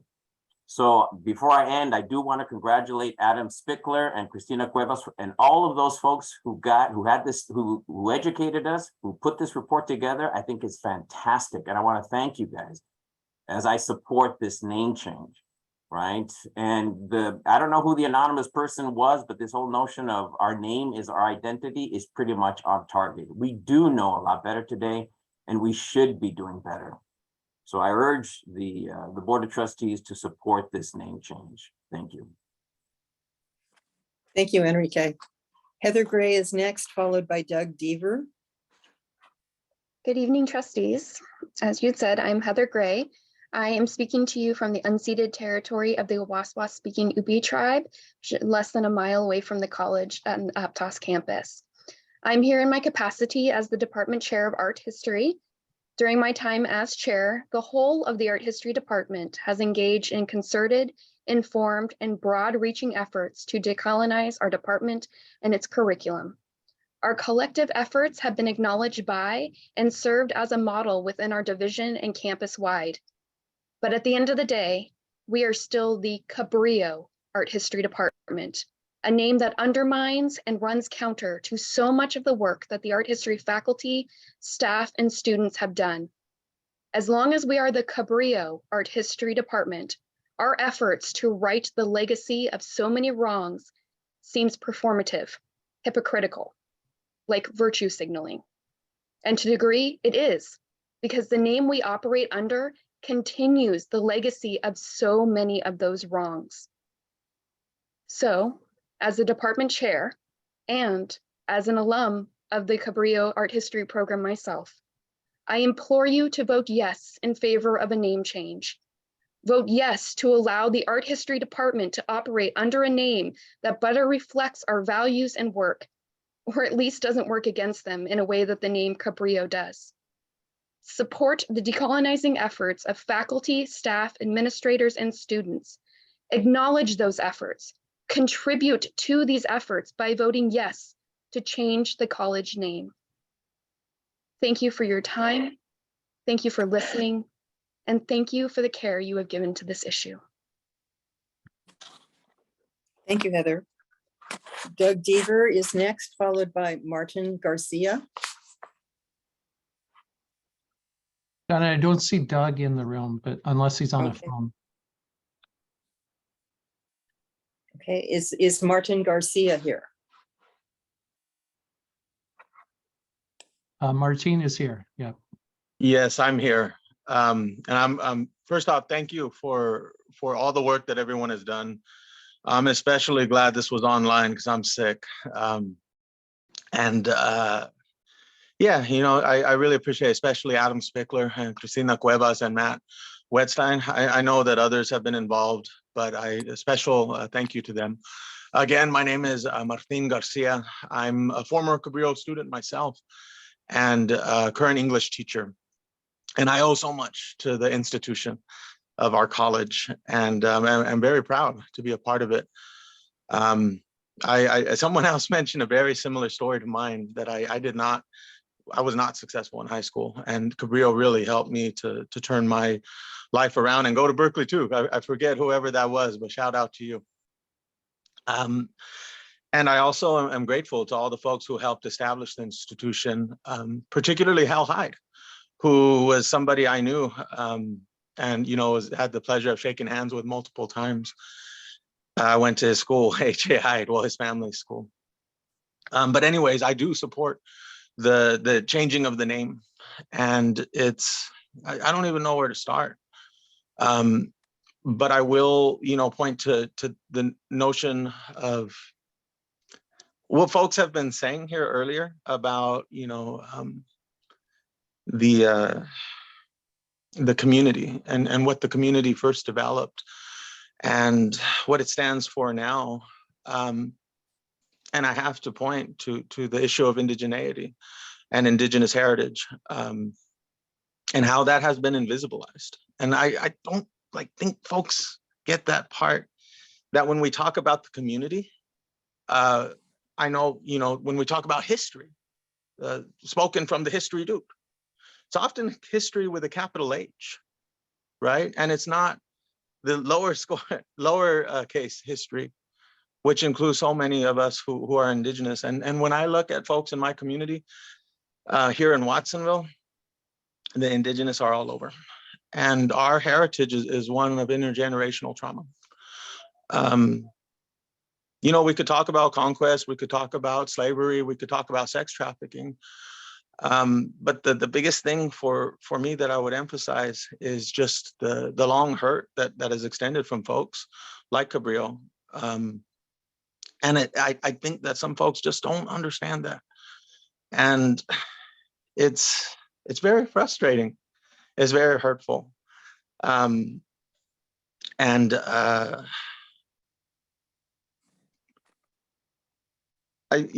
just like to change the discourse, even to not even talk about intergenerational trauma, but to talk about intergenerational triumph. And for me, that's something that I owe to this college, is that triumph. And I think that we have a very special moment right now in which we could make change and we could do something positive. And I hear folks when they're talking about bonds and the like. And you know, most of the people who vote, who count as the community, who count as those participating in the capital D democratic process, it's true, they don't want the name changed, right? The folks who I go in the laundromat with down the street here in Watsonville, they're not going to be polled, right? They're not going to be surveyed. They're not going to be accounted for because the invisibilization that happened in the 1950s continues in the 2020s. Martine, your time is up. And so I just want to speak for that name change. So thank you all and have a good night. Thanks, Martine. It's Doug Deaver. I am here, by the way. Doug Deaver's here. Yeah. Is that what I hear? Okay, then you're up, Doug. Okay, thanks, Donna. I wrote a note to you. Hopefully you all got it. It says, "Dear board members, I find it interesting that the college has put 2 bond measures on the ballot in the last several years outlining financial priorities other than normal operating expenditures for the college. The name Exploration Committee has now determined, based on the proposed recommendation and implementation timeline, that the name of the college is more important than any of the items presented to the community in the bond measures. The recommendation is made despite the fact that a strong majority of the students and community members polled don't want to change the name. It appears the committee has taken the position that they know better than the community what is best for the college. Obviously, the community will not finance the name change through any type of ballot measure, so I recommend that if the college wants to proceed to change the name, that 1, the name change be funded and implemented not using any operating revenues, and 2, that the name change be funded and implemented prior to any future ballot measure for a bond. Thank you. Thank you, Doug. Next would be Michelle Wolf, followed by Deanne Hart.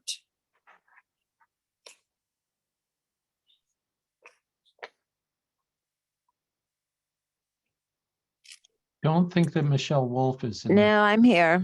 Oh, you are. Okay. Thank you, Michelle. Yeah. I'll just go. Hi, I'm Michelle Wolf, a student here and 47-year community member.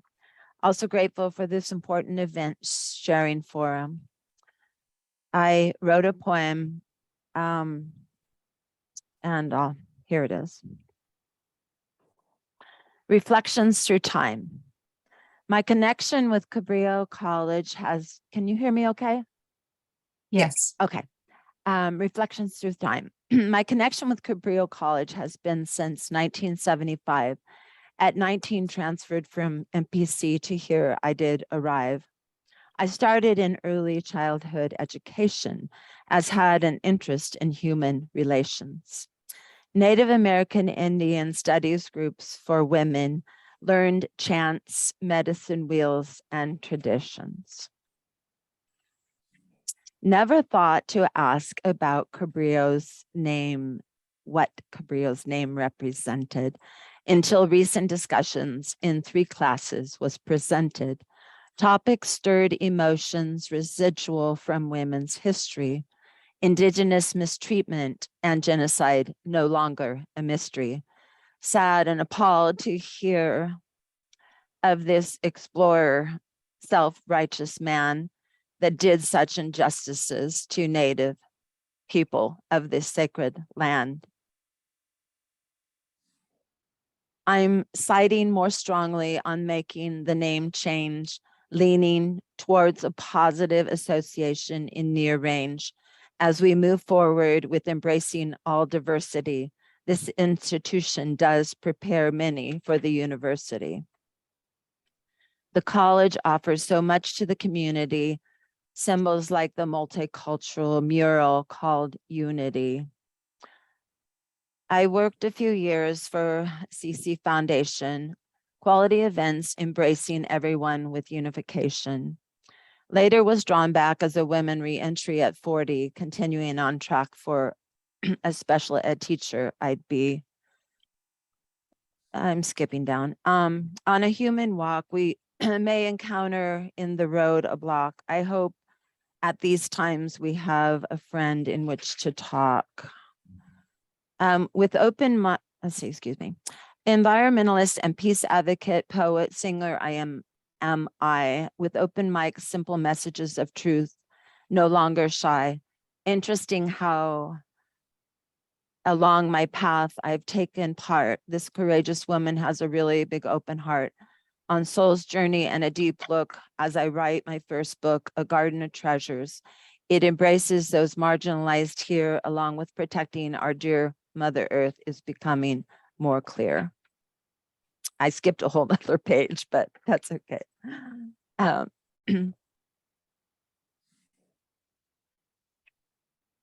Thank you for your time. And I just hope that we can in effect the right decision for our students, faculty, staff, and the community at large. Thanks, Michelle. Your time is up. Okay. Thank you, Michelle. Annie DeHart, I'm sorry, Deanne Hart is next, followed by Niall Heel.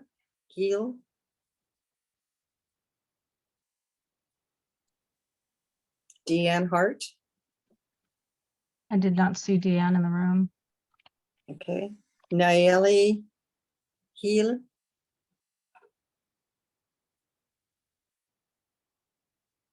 No? No. Okay. No. Then I have Dr. and Mrs. C.D. Chamberlain.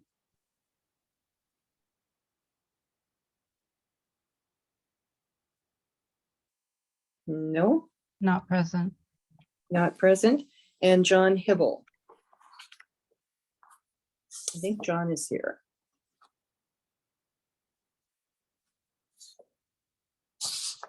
Maybe via phone. I don't know. I thought I saw him. I don't see his Perhaps. name. Okay, I'll maybe see not him. anymore. Okay, he is followed by Sandy Lyden, who is followed by Mark Hucklebridge. Sandy is here. I saw Ann and Sandy. I did too, yeah. Hello? Speak. Oh. You're on, Sandy. Too much classroom, not enough TV. There you go. So my name's Sandy Lyden.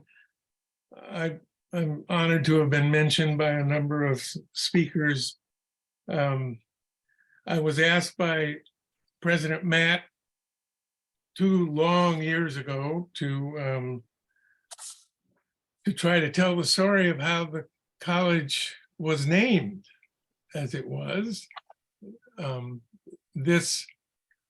The story of Juan Rodriguez Cabrillo was not part of my assignment, and I've obviously left that to others. But what I determined and what I have spread ad infinitum is that the name was selected because no one knew who he was and because no one cared who he was, and he was able unwittingly to be used to unite the county. And that's not a lightly taken thing. It took 50 years for Santa Cruz County to get its junior college. This county was a joke. Hal Hyde called it a cow county. And what he said was, with his efforts and the efforts of all the original trustees, and they were able to bring the junior college, which enabled the university to come, which transformed this county into one of the educational powerhouses in the state. I think it's possible for the people that are espousing the name change to do so without denigrating and dismissing and repudiating the efforts of the people who did the work to get this place going. I heard words like irrelevant 50s. I'm sorry. I'm a little frustrated. I turned in 3 points. One of them's been addressed, which is the fiscal situation. And I agree with that there should be no college funds used to do this. And further, I think the estimates are a little naive. They start out $1 million, now they're down to 500,000. I think that the outside money should pay for whatever it actually costs. You need to talk to Caltrans. It's going to be expensive. And then the second point was we should take longer to do this because of the way it was handled, including this meeting and the agenda for this meeting. But more importantly, I think there needs to be, on the motion that is passed, a statement honoring the previous history and making very clear that this change is not a repudiation of what has gone before. Maybe people who get really excited about these things, it's possible for them to do so and not put their foot down on the previous 64 years of the history. This was a magical place. This college was incredible, a statewide leader. I think we can do this change if we must, without dishonoring the people like Hal Hyde and all the pioneers who went before. I'm channeling them, I think, these days. I'm about the last one left. So, Sandy, your time is up. yeah, I know it is. It always is. Sorry. Good to see you. Yeah. Thank you so much, Sandy. Good to see you. Mark Hucklebridge is up next. I did see his name. Yeah, I thought I did too. Yeah, Mark is in the room.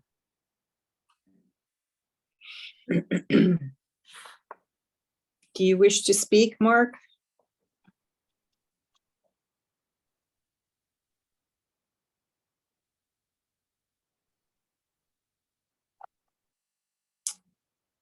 Okay, if not, then the last speaker is Rock Fotenhauer.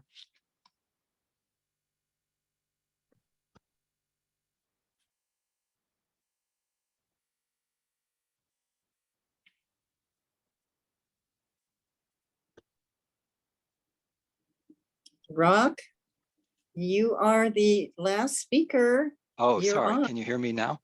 Yes. I can now. Sorry. Yeah. Sorry. I didn't know that I was going to have this invitation to speak. I had submitted a letter, and if I had known that it was going to result in this, I might not have written the letter, but I feel compelled to speak anyway. Just reflecting on what Sandy said and what some of the others have said, I feel like the idea of changing the name is so resonant with our history.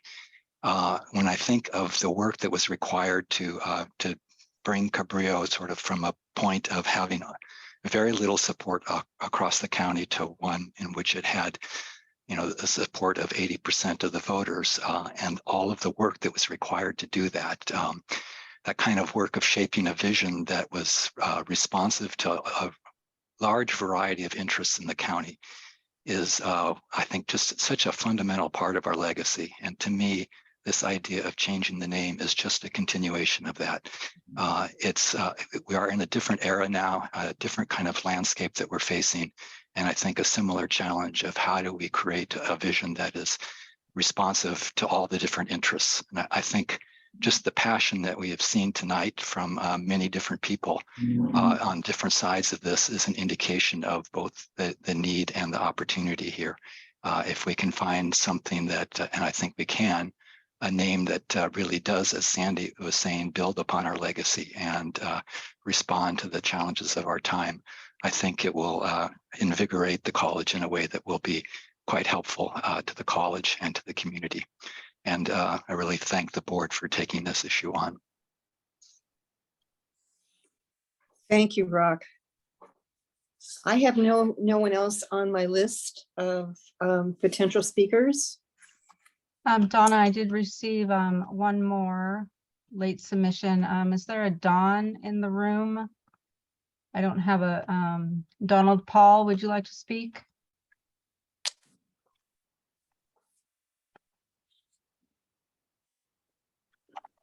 He is in the, there is a Donald Paul in the room. Yes. You can unmute Don if you wish to speak.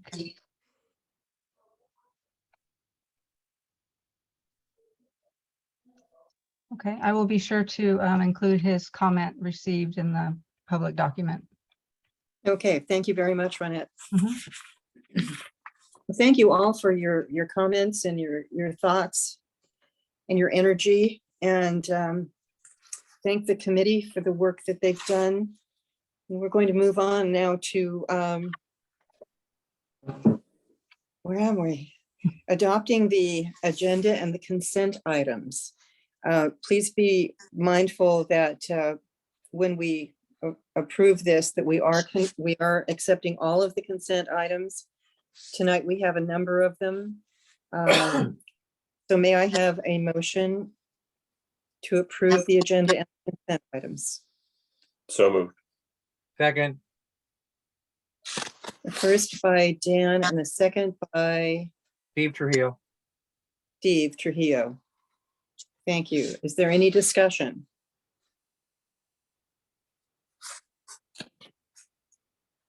Okay. So all those in favor, please say, oh, I'm sorry, we have to do a roll call. Yes, roll call. Trustee Roll call. Cuevas? Yes. Trustee Zeal? Yes. Trustee Spencer? Yes. Trustee Rothwell? Yes. Trustee Spickler? Yes. Trustee Trujillo? Yes. Trustee Hernandez?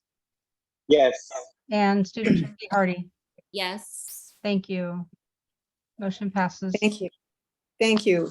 We're moving on to oral reports. The Donna, just a quick interruption. Yep. Mark Hucklebridge, I think, is now in the room. And it has his microphone off for public comment. Did you want to take that? Is he? Yeah, I'm happy to. I saw that he was there, but he didn't speak. So Mark, if you'd like to say something now, please go ahead.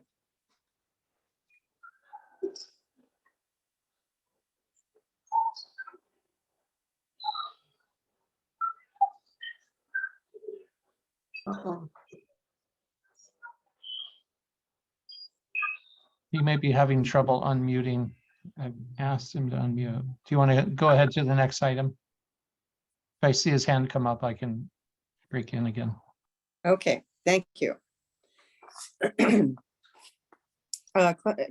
Oral reports, Cabrillo Classified Employees Union, CCEU, Holly. Holly's out on maternity leave just as a couple days ago, so I can go ahead and give the oral report on her behalf. Okay, that's exciting. Good evening to our Board of Trustees. We had our first return to in-person evening general membership meeting Friday, October 28th from 4:30 to 5:30 p.m. in room 615. It was great to be able to dialogue with our evening staff members and get feedback to address their current needs. They were grateful to be able to participate at a time that falls during their regular work schedule, and we were grateful at their participation. We were actually able to recruit a new evening steward, Alejandro Romo, who will be a wonderful advocate for our evening and night staff. We will continue these in-person evening meetings monthly going forward at 4:15 in room 615. Upcoming meetings are scheduled for November 18th and December 16th. CCEU had a good meeting with Steve Schlessler from Guided Pathways at our October general membership meeting. We were able to learn more about our new CAP lounges on campus and provide feedback on new ways to help these students build community.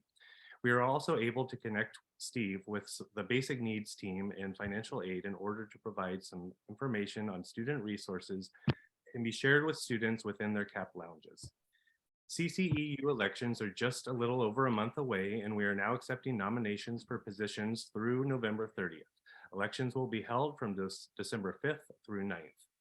We will have several board positions up for election, including recorder, first VP, 2 directors at large for 2-year terms, and then president and first director at large for 1-year terms. We look forward to recruiting new folks to join the board and aid in this important work. CCEU is still awaiting a response from the district regarding our MOU addressing the continuation of safety measures to help ensure employee safety once the vaccination mandate is lifted in spring. As soon as the MOU is finalized, it will be sent out to our classified staff. As always, my goal is to deliver on my promise to be responsive and engaged and provide transparency to our Cabrillo staff. And that's as submitted by Holly Goodman on behalf of CCEU. Thank you. Thank you very much, Boko. Next is the CCFT report with Tobin Keller. Hi, thanks, Donna. What an excellent meeting this is. I do want to report on some events that have just happened recently. And the main one is Campus Equity Week. I want a huge shout out and congratulations to Rachel Mitchell, our CCFT Associate Faculty Committee Chair. Her organizing efforts were so successful, and it was the best Campus Equity Week that I can remember. And just to let you know, Campus Equity Week is a time of education and activism that draws attention to the working conditions of faculty working on temporary, low-paid contracts who now constitute the majority of college instructors. And the theme for CCFT's Campus Equity Week was belonging. And there's some wonderful photographs, and even the president of CFT showed up for our major rally on Thursday, and it was a wonderful, exciting event, and Rachel did, again, an awesome job. Other things that are in the works: Equal Pay for Equal Work Task Force. This is a task force that's composed of full and part-time faculty. We've been meeting regularly to study other community colleges that have reached some form of pay parity for associate faculty. And a couple notes. In June of 2022, CCFD reached an agreement with the district to dedicate a 1% movement on pro rata outside of COLA raises for all faculty. This was a big shift and something important to recognize, a big shift in separating compensation increases and moving away from the divisive cycle of full-time faculty paying for movement and parity. We would like to see the district continue to do this and take ownership and dedicate funds specifically to movement on parity. The California Federation of Teachers is working on the existing state plan, similar to the part-time healthcare plan, to increase funding towards pay parity. And then finally, on Campus Equity Week and Campus Equity, we've submitted petitions signed by 308 Cabrillo students, faculty, and staff supporting both equal pay for equal work and meaningful changes to associate faculty healthcare. And I sent those petitions to Ronette. And then moving on down my little list, if anyone is interested, we have our CCFT email newsletter that is out. Our COPE committee had been very busy, and I want to congratulate not just the state of California, but Cabrillo College as well. Not only did we help to reelect Governor Newsom and State Superintendent of Public Instruction, Tony Thurman, our endorsed Cabrillo Board of Trustees incumbents are each leading. And moving on, we did respond to the Greater Santa Cruz Federation of Teachers in light of the 2 recent incidents at Santa Cruz High School. We did publish safety information for faculty in light of those incidents that's happened. So those were published in the newsletter. And I did reference our Article 8, which is safety, health and safety of our faculty. Again, that's also published on our website. We have been in negotiations. The 2022-25 contract is soon to be published. I want to thank the CCFT negotiations team and the district's team for getting this done. So we're looking forward to getting that electronically published soon. And as you know, we're currently in negotiations and we're working on many details, specifically details on associate faculty healthcare and then the DC matrix. We have a study group that's working on studying other community colleges that are similar to Cabrillo and how they work with department chairs. I did want to point out, this has been published, that tomorrow is Transgender Day of Remembrance and Wise Self-Compassion Workshop. And that's at 1 o'clock. And there is a Zoom link that has been published. And then finally, I'm going to congratulate the Cabrillo College Name Exploration Subcommittee, and especially Christina Cuevas, Adam Spickler, for your leadership of this committee. And thanks to all board members that support the recommendations by the subcommittee. CCFT is in full support of the recommendations to move forward with the name change and continue to educate our college and community of its urgency to do so. Thank you, Donna. Thank you, Tobin. Next is the Cabrillo Faculty Senate, Anna Zagorska. Thank you so much, Donna. So as Tobin mentioned, I'm going to second. This is an incredibly momentous meeting. I want to thank the board for your careful consideration of the Cabrillo name, and thank you especially to Christina, Adam, and Matt for the fantastic report and presentation today. And then also thank you so much to Adam and Christina for joining us at our last Faculty Senate meeting to discuss the process that we underwent to get here. And thank you also to all the public speakers. As noted in the report, the Faculty Senate also supports the name change. A few updates that are key from my written report is Michelle Morton and I attended the Academic Senate plenary in Sacramento last week. The focus was the discussion of the mandated changes to our college's general education requirements, and delegates did approve the proposed singular general education pattern known as CalGETSE. But there are a lot of concerns about how this mandate impacts our general E, general education, or area E, general education category, and our ability to serve our students as a community college. So there will be many discussions about this coming up over the next year. In addition, the ASCCC, our state senate, reaffirmed its commitment to ethnic studies as a discipline, and our resolutions focused on the continued need to focus on equity and diversity throughout all of our systems. Coming up in your agenda is the recommendation for our annual faculty hiring. And for background, faculty senators and deans review all the full-time faculty hiring positions that are requested by our departments and provide rankings and prioritization to the cabinet. It's always clear that based on the information presented during this process, we have a need for every one of these positions and more. And in my written report, and also later in the agenda, as you know, you've got the list and note that, and while we note that there were some similarities between the faculty recommendations and the final recommendation, there are several that are not included. And I do want to mention that at the College Planning Committee last week, we discussed these results and how and why certain positions were ranked differently by the various groups. And we truly appreciated the opportunity to have an open and transparent discussion with all the college stakeholders. And I want to thank both Matt and Robin McFarland for leading us through that conversation. However, we as Faculty Senate remain concerned about the final list not including either of the 2 art studio positions or the early childhood education position, both disciplines that were ranked highly by the Faculty Senate and a crucial part of our commitment to our community. The Cabrillo Art Department is a treasured resource for our county, which has consistently demonstrated its support with high enrollment and a bond measure for arts facilities.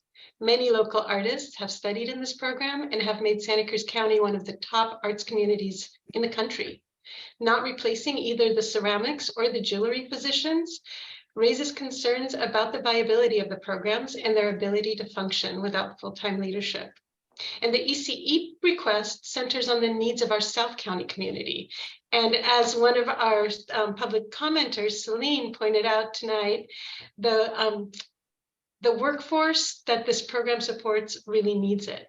ECE Spanish to English program is a historic and important program, and we are the only local community college that offers these kinds of classes.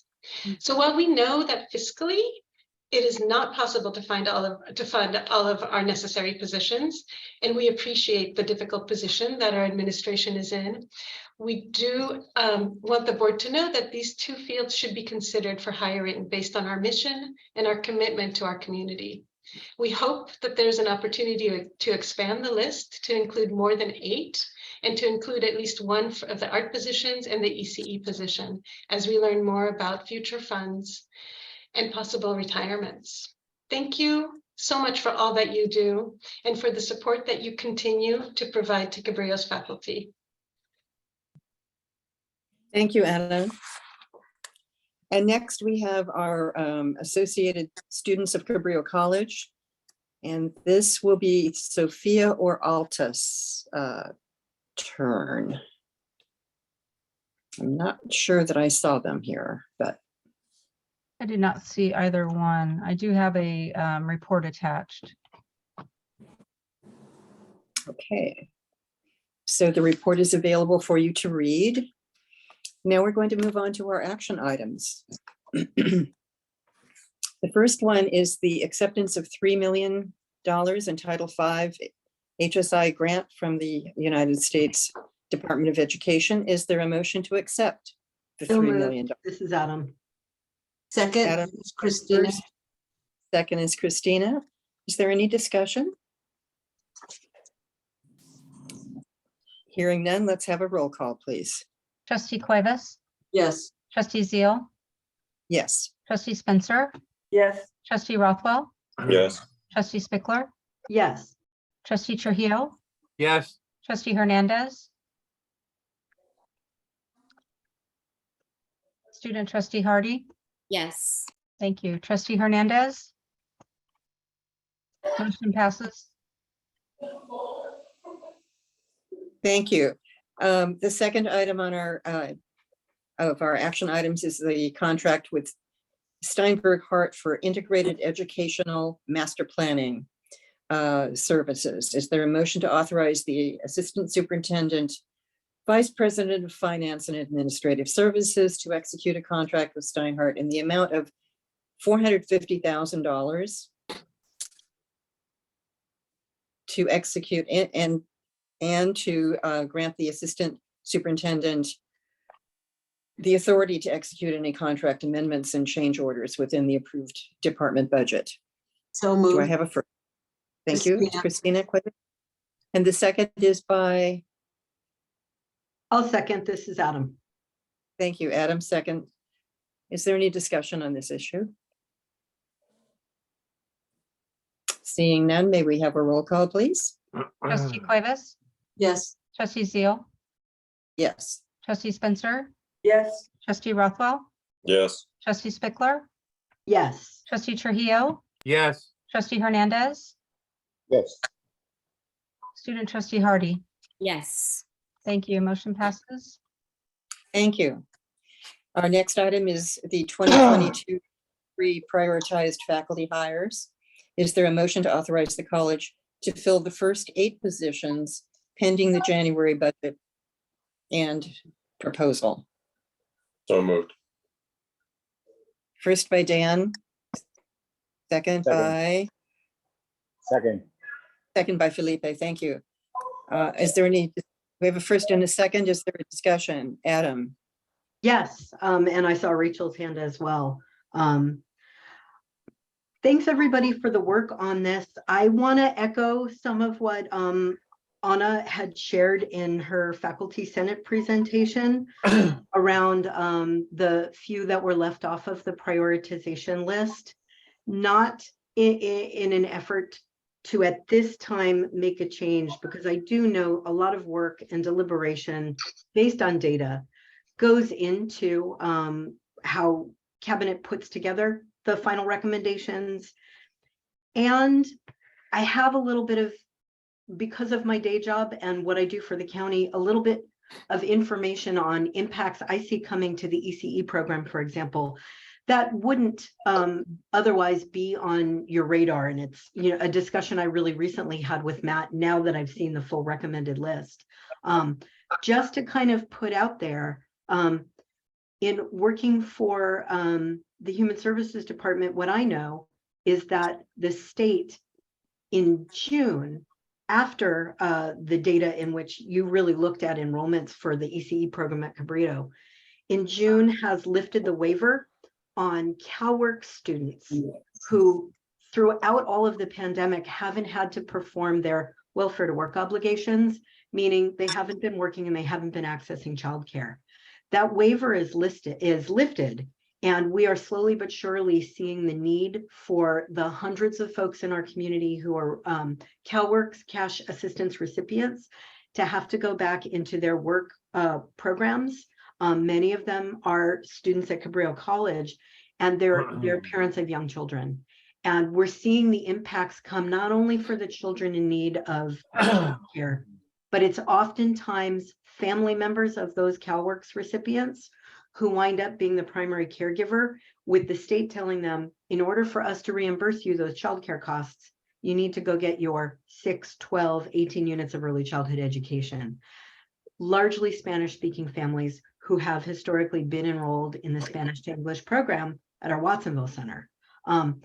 My hope in sharing all of this with you is for me to figure out the more right timing to have these conversations and work with you on some of those factors, whether it's ECE or otherwise, that I'm aware of from my outside perspective to help shape these conversations in priority, because I want to make sure we are uplifting early childhood education as a profession and making sure we have room for that, especially in South County with our Spanish-speaking population.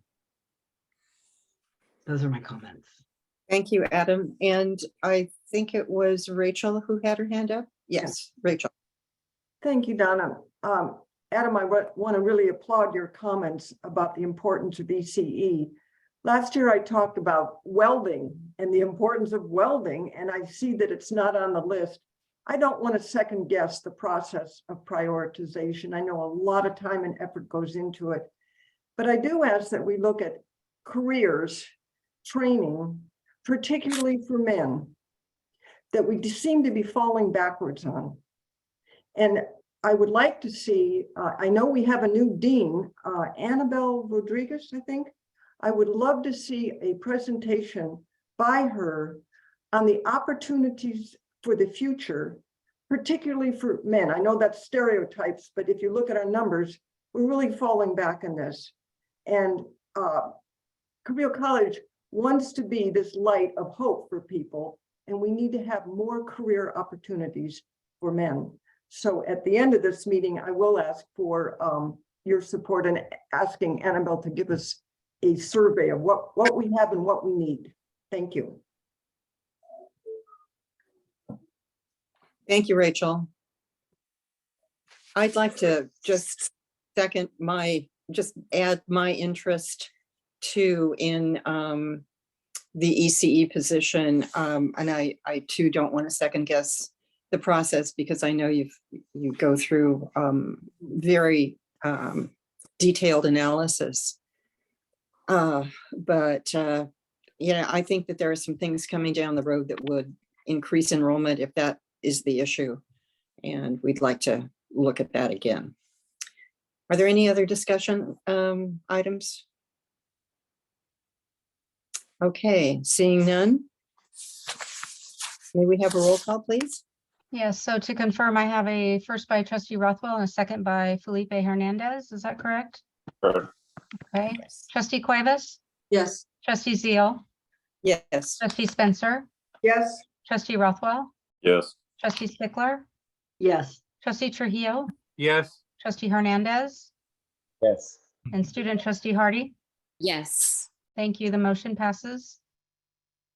Thank you. Our next item is the Cabrillo College name. Christina, would you like to make a motion to follow the recommendation of the governing board name exploration subcommittee, that we change the name of the college and direct the committee and college president to concurrently work on building fiscal reserves to address cost concerns and conduct a process that would seek input for renaming the college with a focus on using a values-driven or geographic reference for the new name, with the goal of selecting a new name by the August 2023 meeting of the board, and starting to use the new name at the start of the fiscal year 2024-25. So moved. Adam, would you like to second? Yeah. Adam I will second it. seconding. Okay. Thank you. We have a first and a second. Is there discussion? How long do you have? Trustee Trujillo, Go ahead, we'll be here all night. Trustee Steve Trujillo. Steve is waving. All right, I promise I'll keep it to 2 minutes because everybody else got their 3. Look, folks, when I ran for this position, it was actually John Gofsky that I followed at that July meeting in 2020. And I knew that he was onto something because I had heard this from various people in the community that we really needed to change the name. I made it a campaign issue. My opponent ducked the issue. I didn't hear much from the other candidates or the other board positions discussing it. So I decided this is something that needs to be done. In 1992, when I did the research for the Mexican-American history class that the Salinas Union High School District wanted me to write, I found out all about Mr. Juan Rodriguez Cabrillo. And I was shocked at the fact that the college would be named for him. And everything I heard tonight from many of the speakers, basically, and Sandy Leiden mostly, confirms that the decision we're making tonight to rename the college is the right one. You know, Mark Twain said there's never a wrong time to make to do a good deed or a right decision. And folks, the time has arrived that we have to right this egregious wrong, going back to the early 1960s, not faulting anybody who's worked on the campus or graduated from the campus, but it was a dreadful decision and a terrible misjudgment, and we need to right the wrong. And I will emphatically state to all of you, please vote for this recommendation from the Name Change Committee because it's the right thing to do. Thank you. Thank you, Steve. Any other comments? Rachel. Okay, here goes. I would like to comment on the report to start with. And one of its guiding principles is the comprehensive and inclusive vetting process. And yet it is sorely lacking in this report. If we look at the members of it, there's 10 people on it. 9 are part of the college, 1 part of the foundation. There were no community members. It was an inside report. This is a community college. It is not a faculty and staff college. I deeply respect, and I've learned so much in this process, deeply respect the passion that's been presented throughout this process. But there's something very much lacking in this process. Number one, when you talked about the community members, it was outrageous how you said they're old. There was no cultural wisdom of elders. Dismissed them because they were old, and that is just insulting to the seniors of the community. Second, in the report, the numbers over and over again show that the community did not support it and the students don't support it. And I would say before we progress to change a name, it is the job of all of you who are so passionate to go out into the community and explain to the community where you're coming from. If you pound the community on the head with this decision, you will divide the community. I believe thoughtful education, which has been lacking in this process, will bring about a name change, but you do not pound people on the head. That's not democracy to start with. So that's my comments. Thank you, Rachel. Adam? Thank you, Rachel. I appreciate you sharing that. I just, I want to share a couple of perspectives that really are meaningful. I've been kind of holding my tongue on a few. One is the comparison. When I flash back to 2008 in this state, when marriage equality had been made legal by the courts for a short period of time, and in its wisdom, like we do with so many things, we went to the voters for a majority perspective on marriage equality. And a majority of voters in the state of California, the most progressive state in the nation, took away the rights of people to get married. And I say that because this is such a similar pathway. There are reasons people hold strongly, passionately to their beliefs, but those beliefs are not always what's best. And many people, a majority of people may disagree, but the decision made early on to make sure that we were upholding and uplifting the voice of the minoritized folks who are harmed, and that voice was prioritized, absolutely reflects the values of this college. We would all agree if we were taking the name change out of the conversation and just talking about the values of this college and what we represent in the community, we would agree to that. The problem is when we apply that principle to things that are difficult because we have a personal attachment, belonging, feeling. And that's not to say that we shouldn't take into consideration the framework and the principles that our founders had, because I agree with them. I feel like they're the underlying piece of those values we hold in our mission statement. It's just that we know better today. And the we know better means we should do something about it. I also want to share as briefly as I can that perspective of I'm somebody who's been through a name change.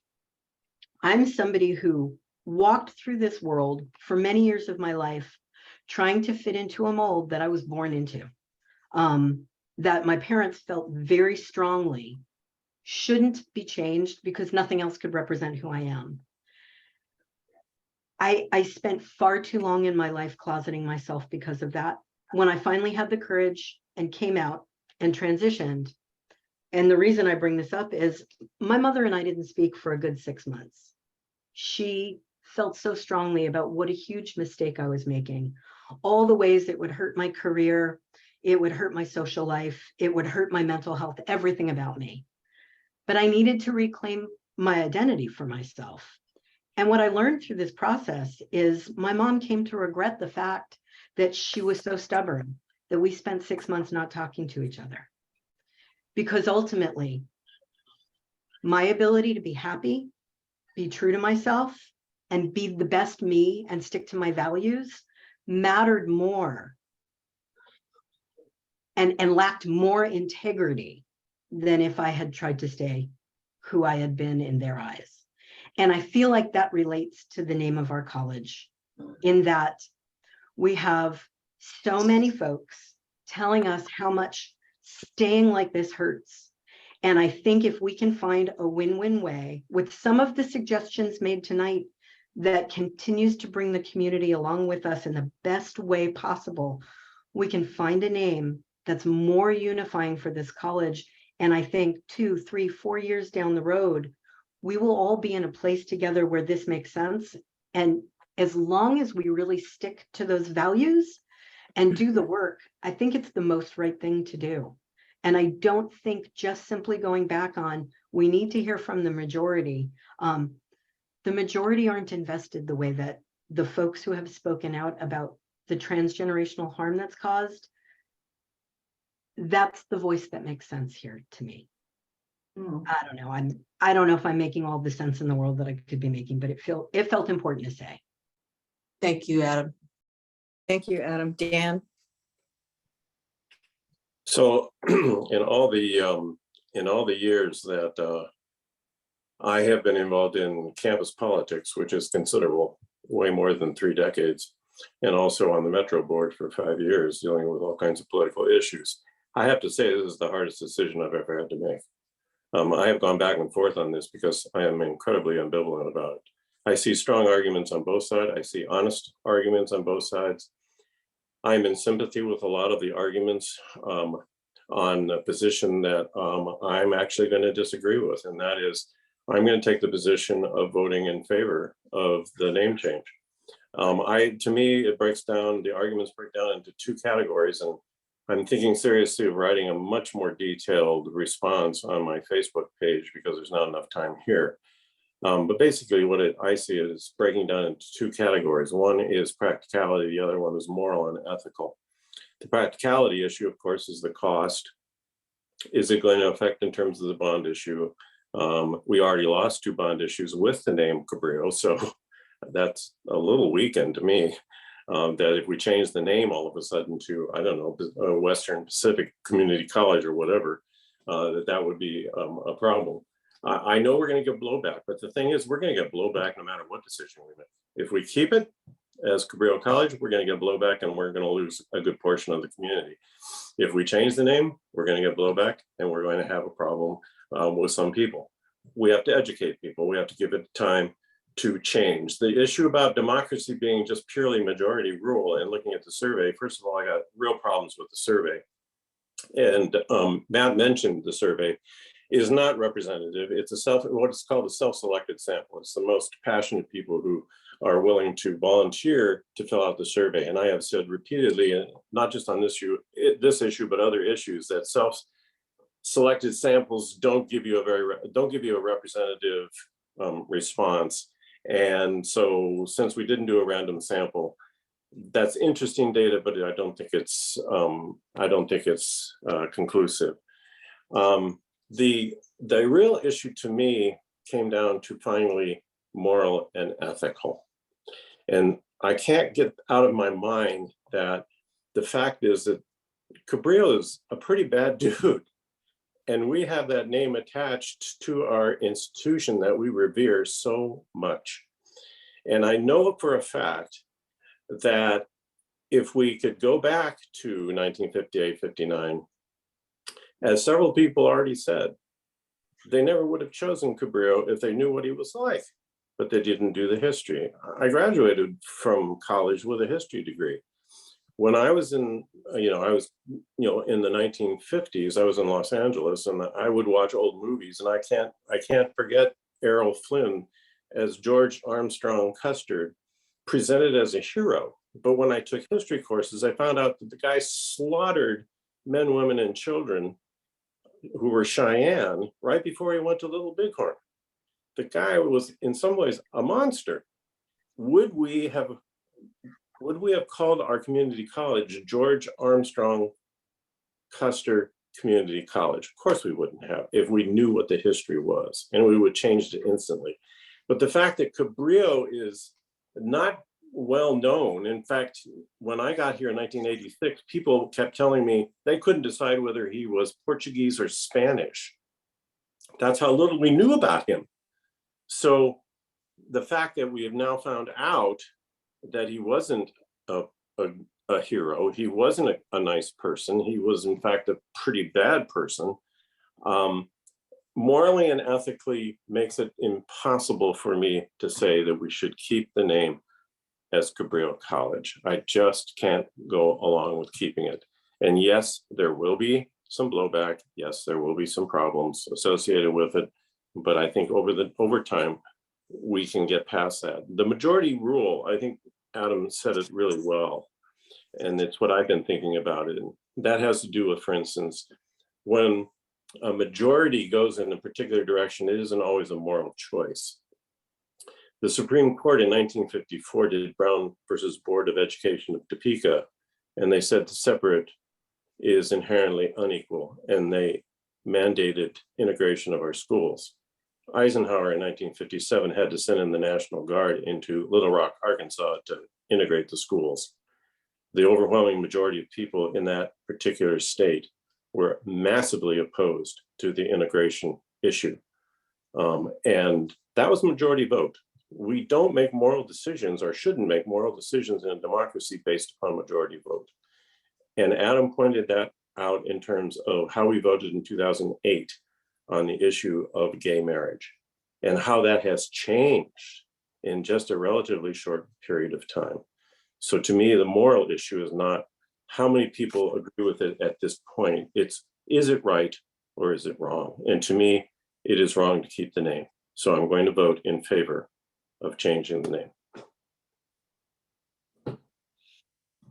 Thank you, Dan. Felipe.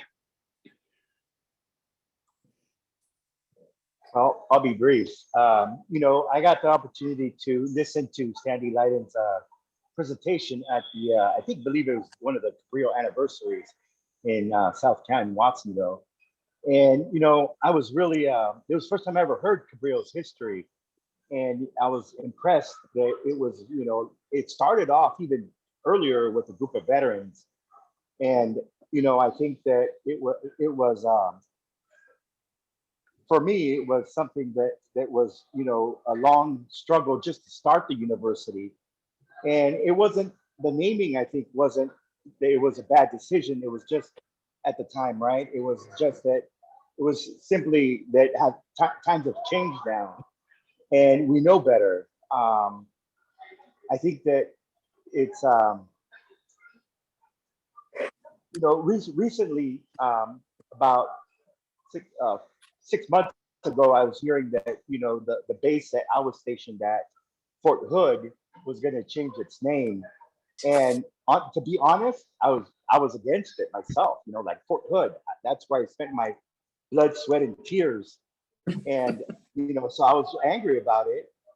And about 2 weeks ago, they announced that it was confirmed that they changed. They announced they're going to change the name, and they changed it to Fort.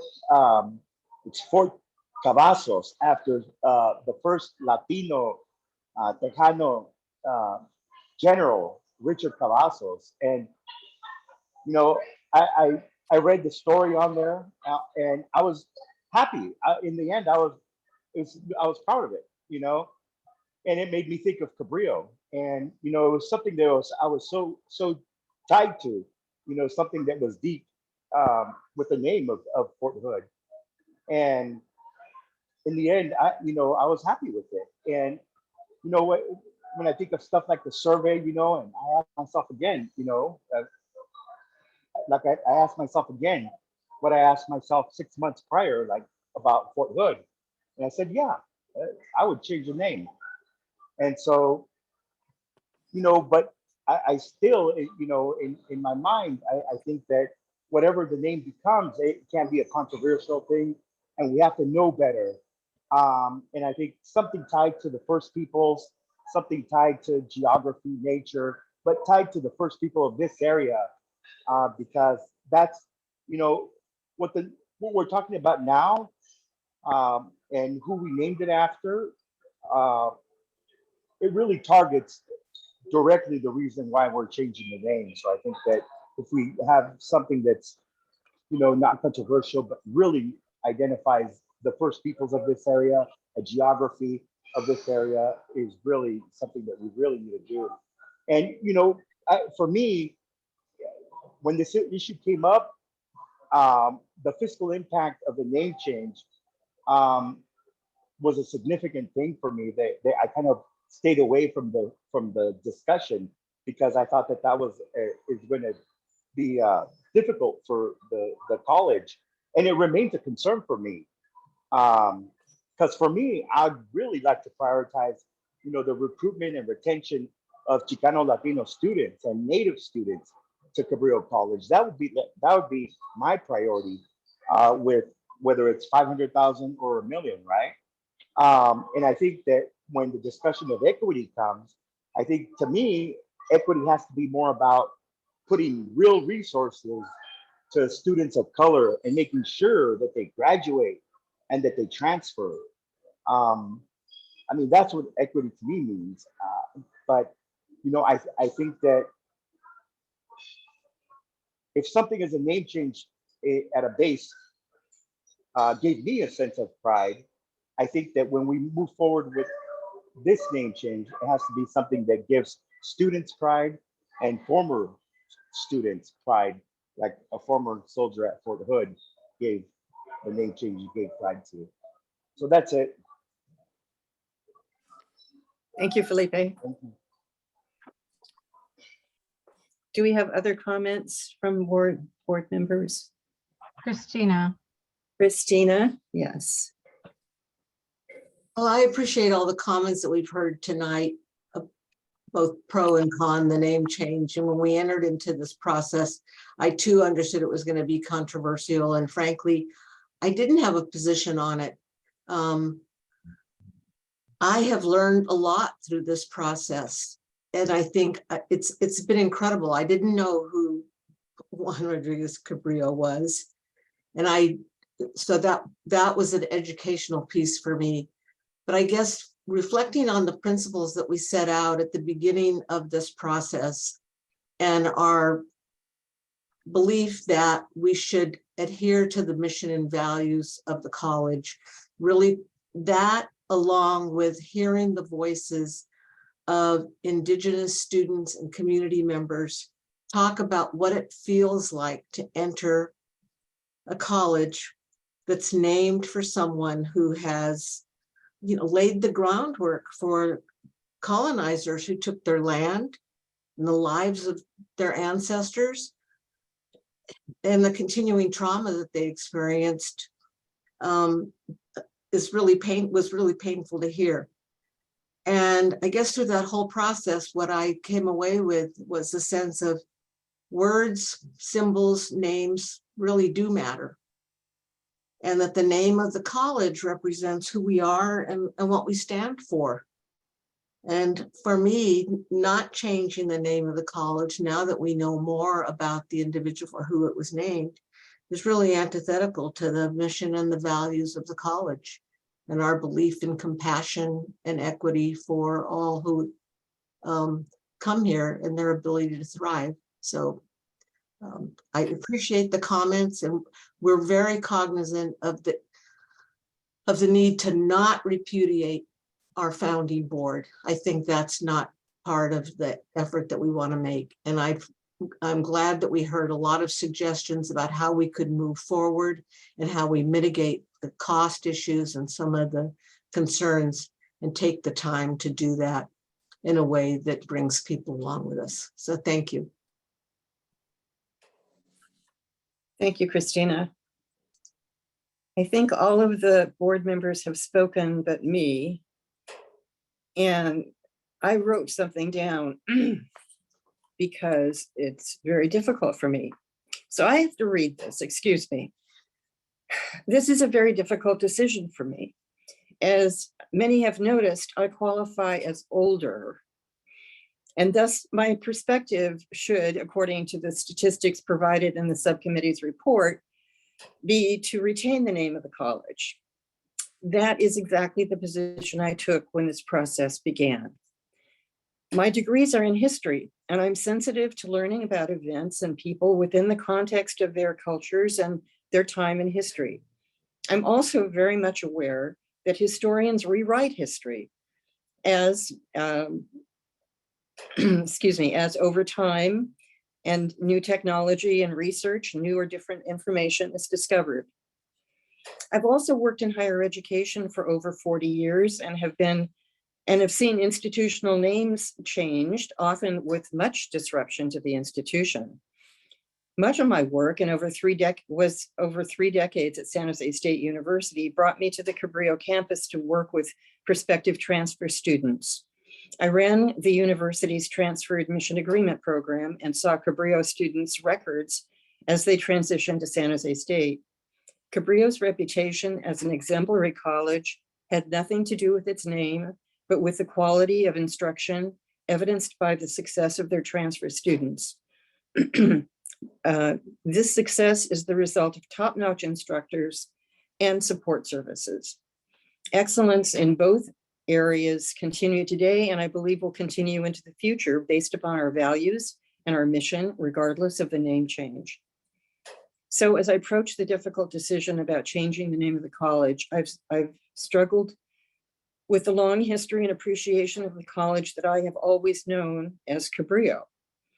I've read and reread the subcommittee's report, attended all of the educational sessions presented by the subcommittee, and read all of the letters sent to me by members of the public and the college, and have made my difficult decision. I think one of our outstanding students' expressions represent my sentiments best. The quotation is, "Changing the name of the school is about committing to telling a fuller, truer history. Renaming the college doesn't mean we failed. It means our education is working. We've learned more than we knew in 1959 when the college was named, and we have a chance now to make choices that speak to a fuller history."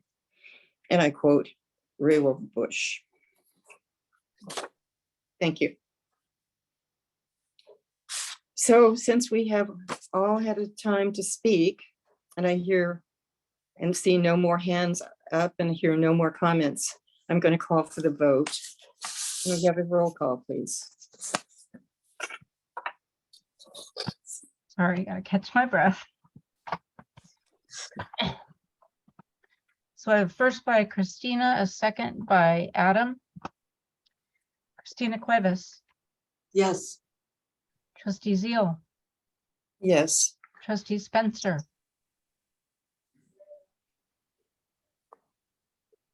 You're muted, Rachel. That's because it doesn't want to come out. No. trustee Rothwell, Yes. trustee Spickler, Yes. trustee Trujillo, Emphatically yes. trustee Hernandez, Yes. trustee Hardy. Yes. Motion passes.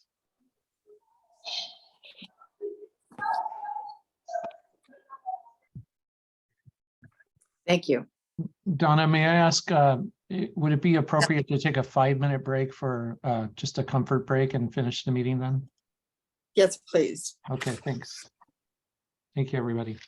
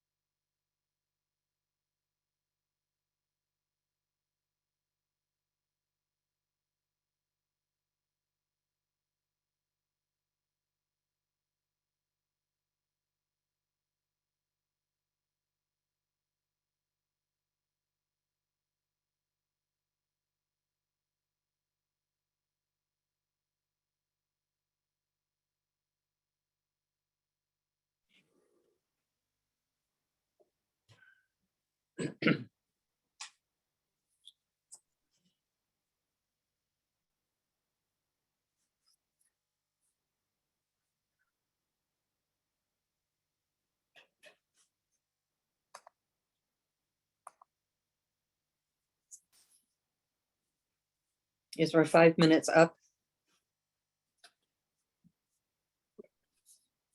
Honestly, I don't know. I didn't check the time. I think we're close though. Yeah. I think we're close, yeah.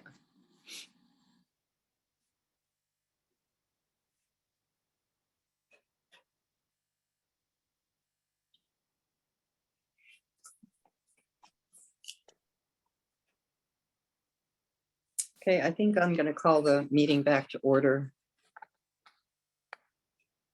I think we're missing Dan, Rachel. Nope, Dan's here, Rachel's here. Okay, good. Sorry about Okay, that. we're moving. No problem. We're moving now into informational items. Staff may be called upon to comment or make or further clarify these items. The first one is the student services report. Is there are there any questions? Does Amy have a comment? I don't see anything. I don't Yes. have comments. We've been busy. Our Emoja group took a trip to Anaheim for their very first conference. And Oh. I've heard from folks that it was life-altering and wonderful. So that's one of the highlights that I want to point out to the board. And otherwise, just thank you from Student Services for being so thoughtful and thorough in your process regarding the college name and considering the student perspective. Thank you. Thank you, Amy. The fall 2022 faculty obligation number compliance.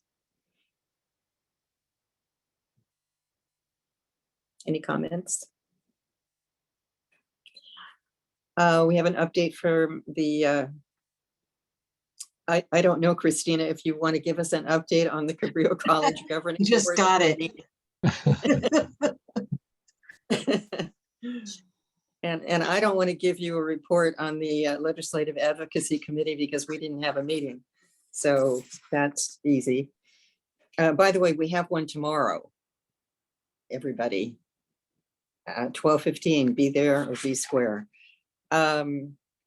Informational items with no staff report are the financial reports. Let me know if you have any questions about any of these. The quarterly cash flow update, career education, November 2022 update, the board policy review on finance and administrative services. Just a quick note, Donna and board members, to let you know that's essentially first reading material on a set of policies for approval that we would do at the following meeting. So be ready for action items next time. So these will become action items at our December meeting. So be sure to take time to read them. So we have the Finance and Administrative Services Board Policy, the President's Office Board Policy Review, and the Student Services Policy Review, Board Policy Review for next time. And then the 2022-23 Governing Board and Superintendent President's Goals. Governing Board and Superintendent President's Goals to review. Oral reports. We're going to start with our student trustee, Devanay Hardy. Hello. Thank you guys so much for all of this quite amazing meeting. The main thing that I wanted to share with everyone is that I've been selected to be on the Student Trustee Advisory Committee with the CCLC through Sacramento. They want us to advise with legislation on the state level in regards to what it means to be a student trustee. They're also partnering us with lobbyists and legislators throughout the state And I will let you know how that goes. There's a bit of controversy because they do want to do a cross-country tour to connect us with student trustees across the nation. There's been a lot of pushback with that because there is no standardization of our role at all of the colleges throughout California. So we're right now trying to navigate what that looks like. And we will be meeting twice more before the end of my term. So I will let you know. Secondly, I did have a chance to go to the Black Congressional Conference, and I will be presenting what that looked like for me at the very beginning of our meeting in December. There is further notes in my report of who I've spoken with, where I've already presented, and the feedback on the agenda that I'd like to share with the college. But that will all come up in December. And lastly, I did have a chance to also join the Umoja Club at the 16th Annual Umoja Conference, and it was beautiful, exhilarating, and it was great to see Black scholars from across the country.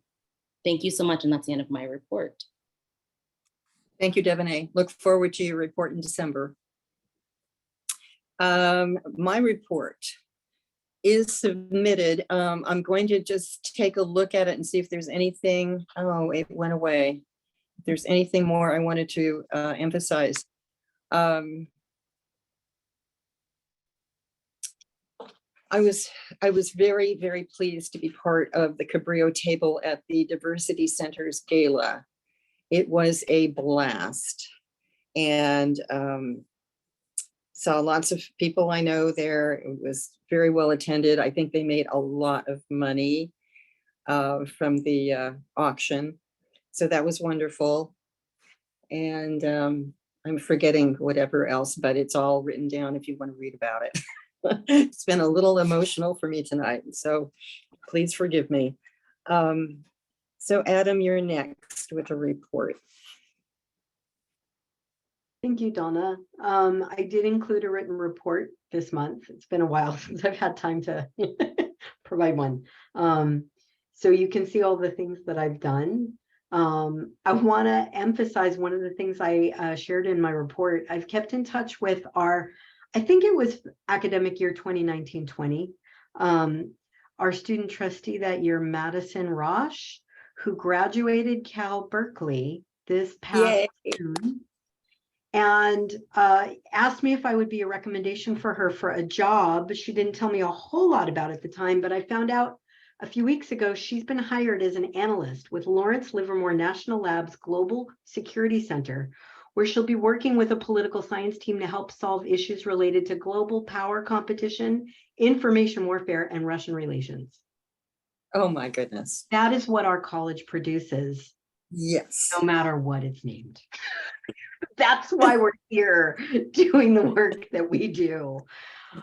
Oh my goodness, I am so jazzed about what she's doing, who our students are in the community. I just needed to show off about that. And lastly, I'll be brief, it's in my report, but I know not everybody reads those. I think between Kristen and I, an idea actually that we got from Christina, we will be reaching out to folks on non-board business, to trustees, about participating in a fundraiser our college does annually for Second Harvest Food Bank, their holiday food and fund drive, which supports people in need in our community who are here, many of whom are our students, and probably very unfortunately some of our associate faculty and staff. We have an opportunity every year to give, and what's really phenomenal and important for everybody to know is this year, a mutual friend of Cabrillo's, not a former employee or anything like that, has decided to use what they typically give to the holiday food and fund drive. Instead of just giving, they're giving it as a matching donation of $50,000. Let that sink in. $50,000. She is challenging Cabrillo to raise money so that dollar for dollar we can match those funds.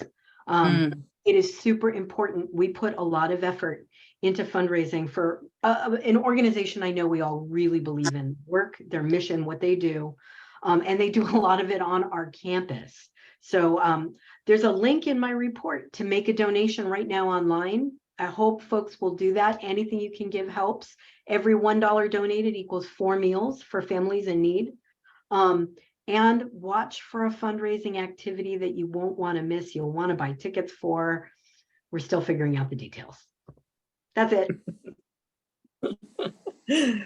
Thank you. Thank you. Rachel, you're next.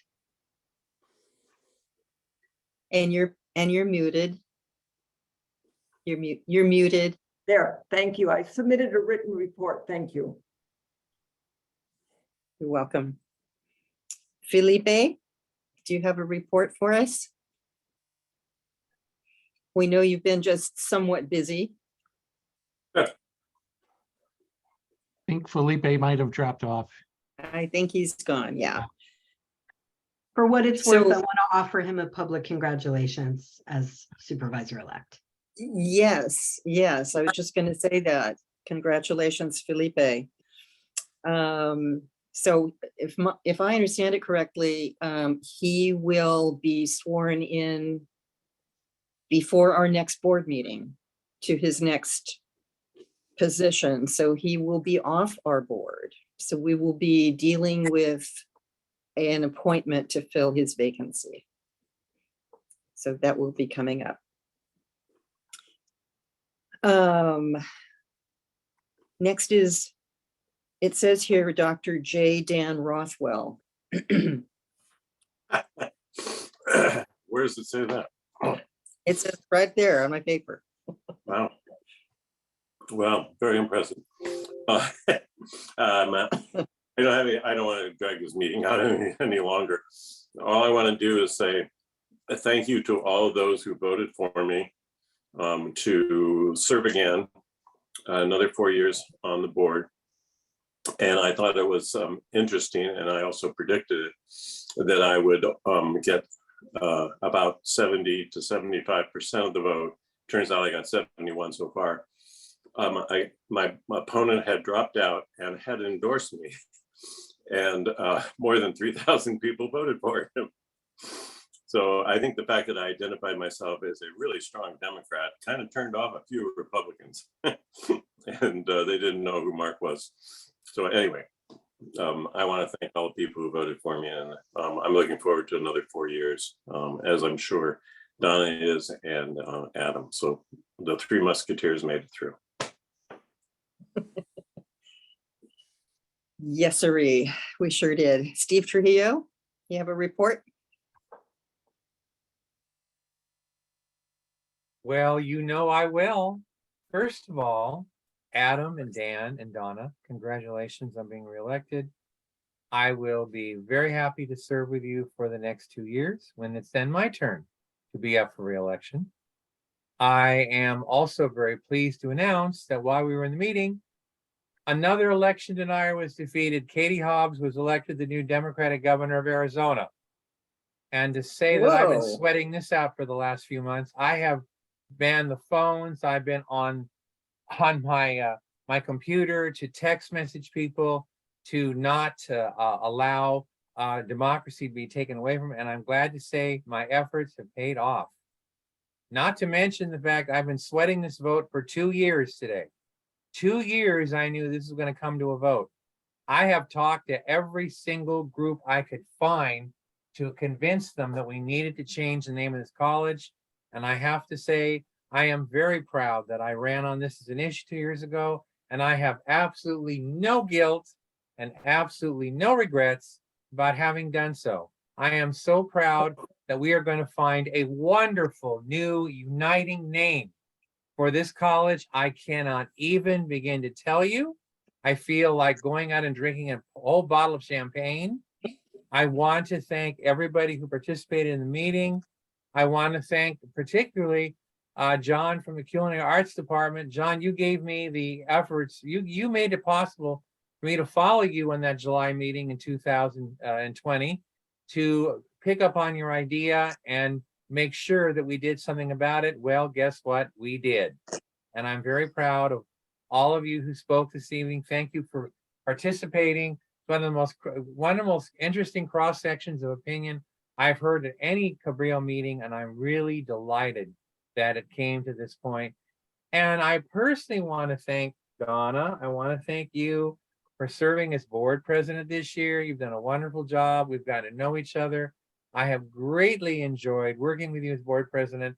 And thank you and Adam and his husband and Ronette and her wife and the 3 students from Cabrillo for going to the gala. We had a wonderful time. I had a great time and was so glad to see all of you there.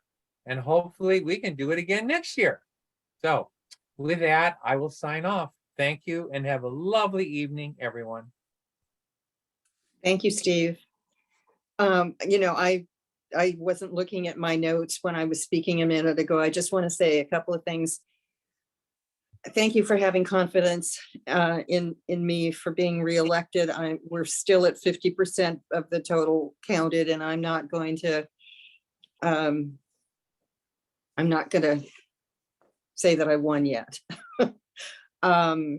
I wanted also to thank Matt for coming along on a tour of the Veterans Village with me up here in Ben Lomond last week. And we got a great tour, learned a lot about what's going on with the Veterans Village and how much work they have to do. And they have work parties if anybody wants to come out and schlep stuff around. They have a ton of things that they have to do and a lot of money they have to raise. But they're making space for our veterans who are homeless to move into independent, I should say, individual living spaces. And they even have a place for a woman vet with her children. She has 3 children and she'll have her own place. So it was a good visit, Matt, and I really appreciate you coming way up here into these here hills to take a look at what's going on. And now it's your turn to give a report. Thank you, Donna. One of the things to say is it was nice to be up there and being able to wear Felton formal, as we call it, formal wear with boots and jeans and such. Great tour. I want to say thank you. I was able to put in a written report today, but I want to really thank Tootie Olson and all of the staff and financial aid for the work that they've been doing, not only to award aid to students, but the incredible work they're doing on fraud detection and really combating efforts by some individuals to try to get fraudulent federal aid. They've been doing incredible work.